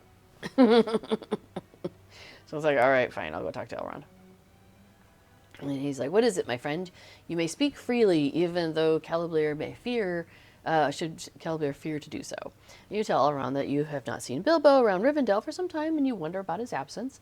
And Elrond frowns, puzzled. He says, I have not seen him today. I have only just come from my library, and he's taken to walking in the valley of late. Perhaps my daughter or one of my sons has seen him outside. Speak with them and with Glorfindel if you should happen across him, and it may be that they have seen Mr. Baggins, and your worries and those of those of Celebrimbor here are unfounded. All right, so he's going to hang out there for a minute and wait till we go and check with some folks and see what we can find out. So Arwen's just over here across the bridge. So we're like, and she has a lot to say about how he's a pleasant fellow and all of that, but she hasn't seen him. So we're going to pop back down. So I like going through this one because, and he says, my daughter hasn't seen him? Weird. Because the quests themselves, the missions themselves, are giving legendary item experience. So if you're working on the legendary item reward track, this is one of the ways in which you can accumulate more of this legendary item experience by coming into these missions. All right, he's like, wait, Bilbo's missing? I haven't seen him either.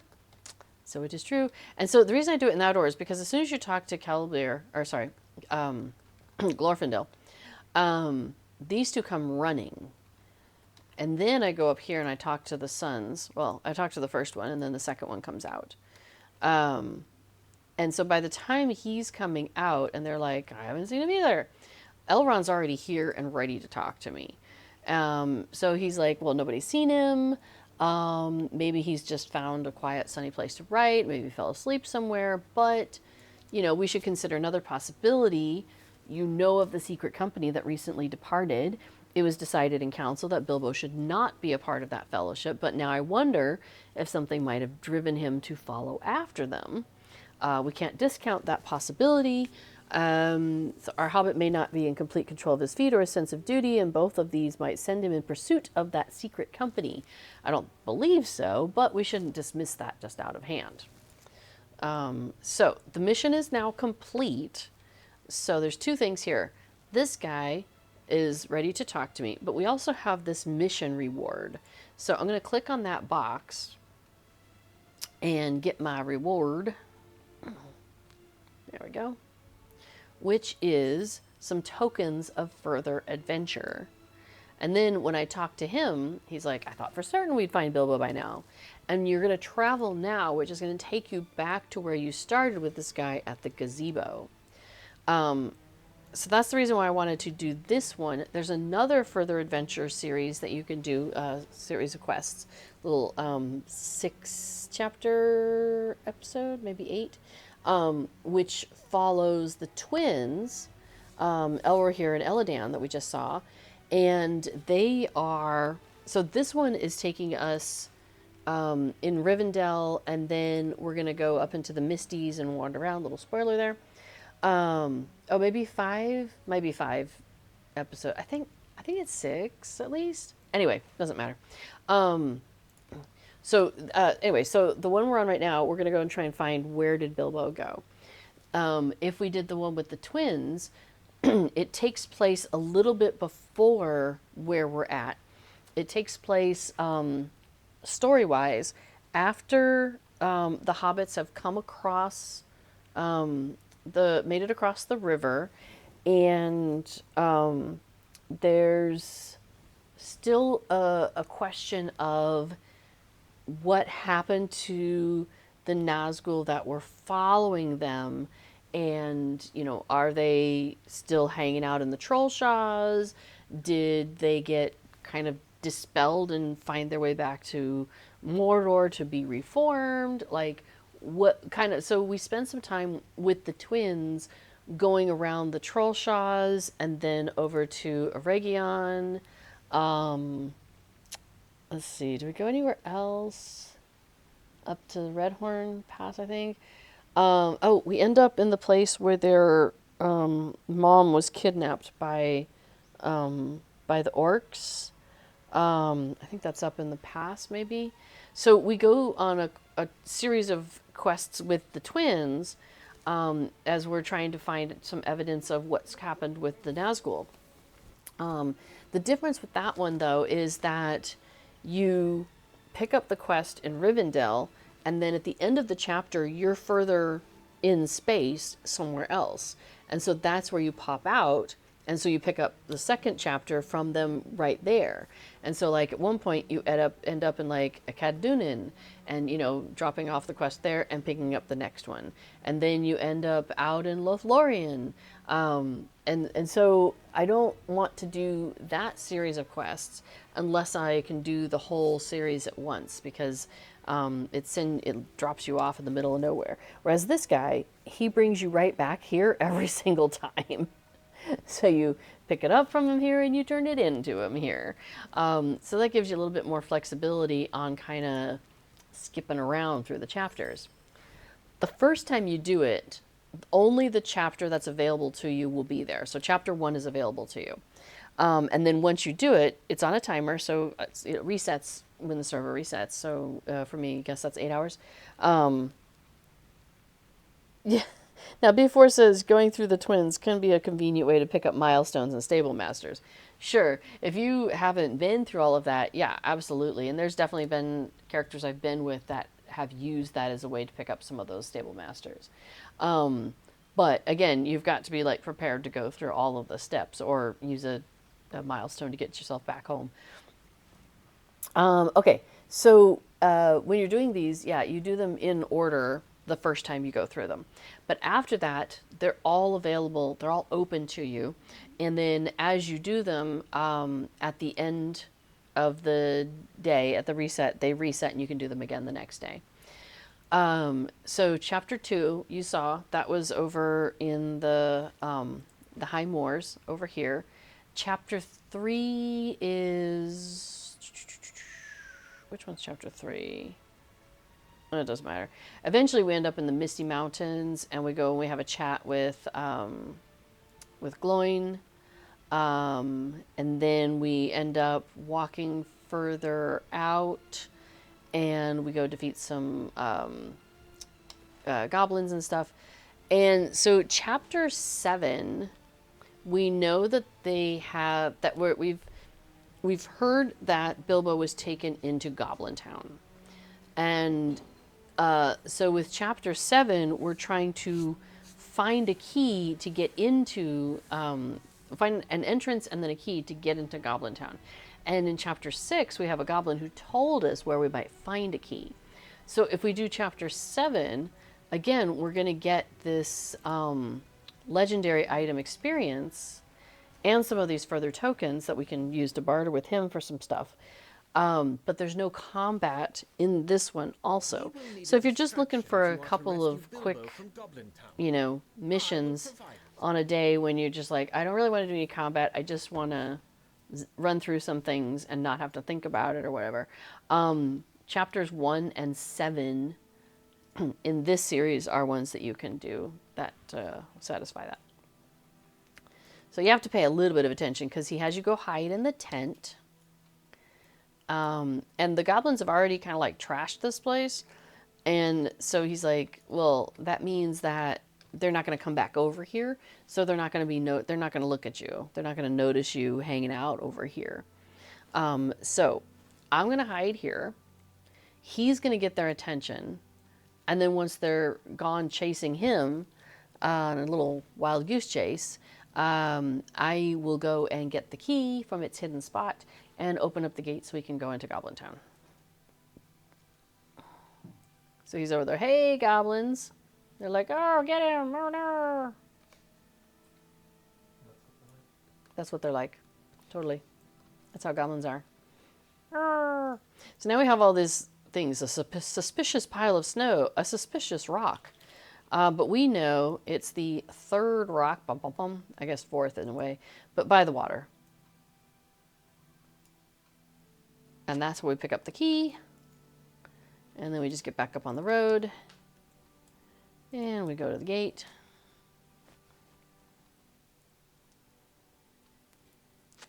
And we open up the gate. And here's our guy. He says, I led them on a merry chase. They will be sometime returning. They're all running around up there going, no, no. So I'm going to grab my reward. And then I'm going to travel with this guy.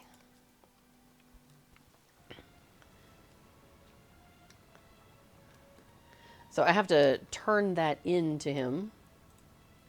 But you have to wait until... So there's this transition period where I've just come out of the mission, the instance, however you want to look at it. And then it's like, gotta get me here into this space. So there's a moment where I'm still kind of half there and half here. When you're in that space, you can't turn it in. But now I'm like fully here. I've arrived. And now I can go ahead and turn that into him. Get my legendary item experience. Sebavina says, oh wow, the game still gets updates? Yeah, every week.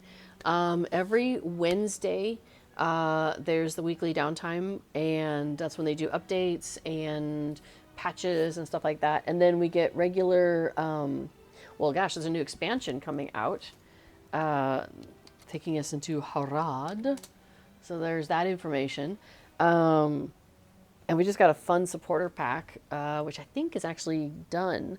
I don't think it's available right now, but that was a good one. Yeah, game is still very active. So we just got new servers. All sorts of good stuff going on. We're getting new housing sometime this month, or sometime this year, I should say. Sorry, not month, this year. So, cool. Very excited about that. Okay, so I could do 8, 9, 10, but that's Goblin Town. Goblin Town. That's the last one in Goblin Town. How are you? So, I think I'm feeling good about where I'm at. I think my legendary item... reward track. I'm on box 38, and let's see, I think 50 is the one I'm most interested in. That's a Coffer of Harvest Bounty, which is some a housing bundle. So I'm curious what that looks like, but it sounds very fall oriented. So I'm looking forward to that. And then the dread-filled dwelling coffer. There's more housing items. That's level 100. That sounds very Halloween style. So that might be fun, to get like a house to decorate just all Halloween-y and stuff. So yeah, Sabine says, pretty crazy after all this time. Yeah, 18 years, as you can see up there.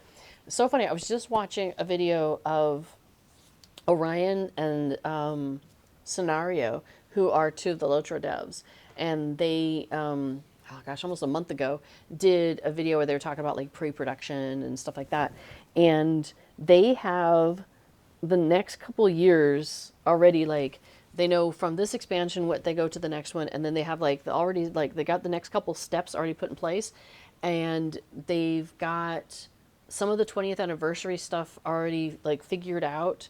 I think Orion said he's got a timeline of things already like plotted out that takes him through 2028, 2029, somewhere in there. So, I mean, as long as they can keep doing it, they're going to keep doing it, because the LOTRO folks, the SSG people, they love this game and they love making this game, and they're going to keep going as long as they are allowed to keep making this game.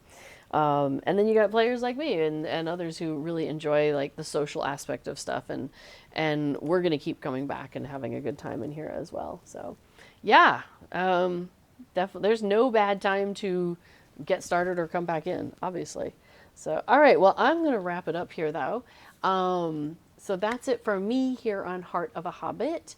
And but stick around, because B4 is going to be on next, doing some LOTRO plugin development. The plugin community is a small but mighty group, and they're putting out stuff and tweaking old stuff and still. So I think that's what some of B4 is going to be working on today.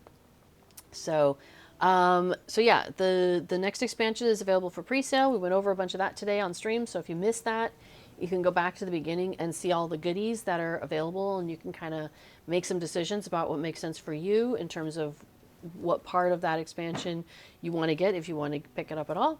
Some really good stuff in there. I'm excited about some of the stuff. And then not next week, but the week after is when the Harvest Math Festival finally begins. So excited about that.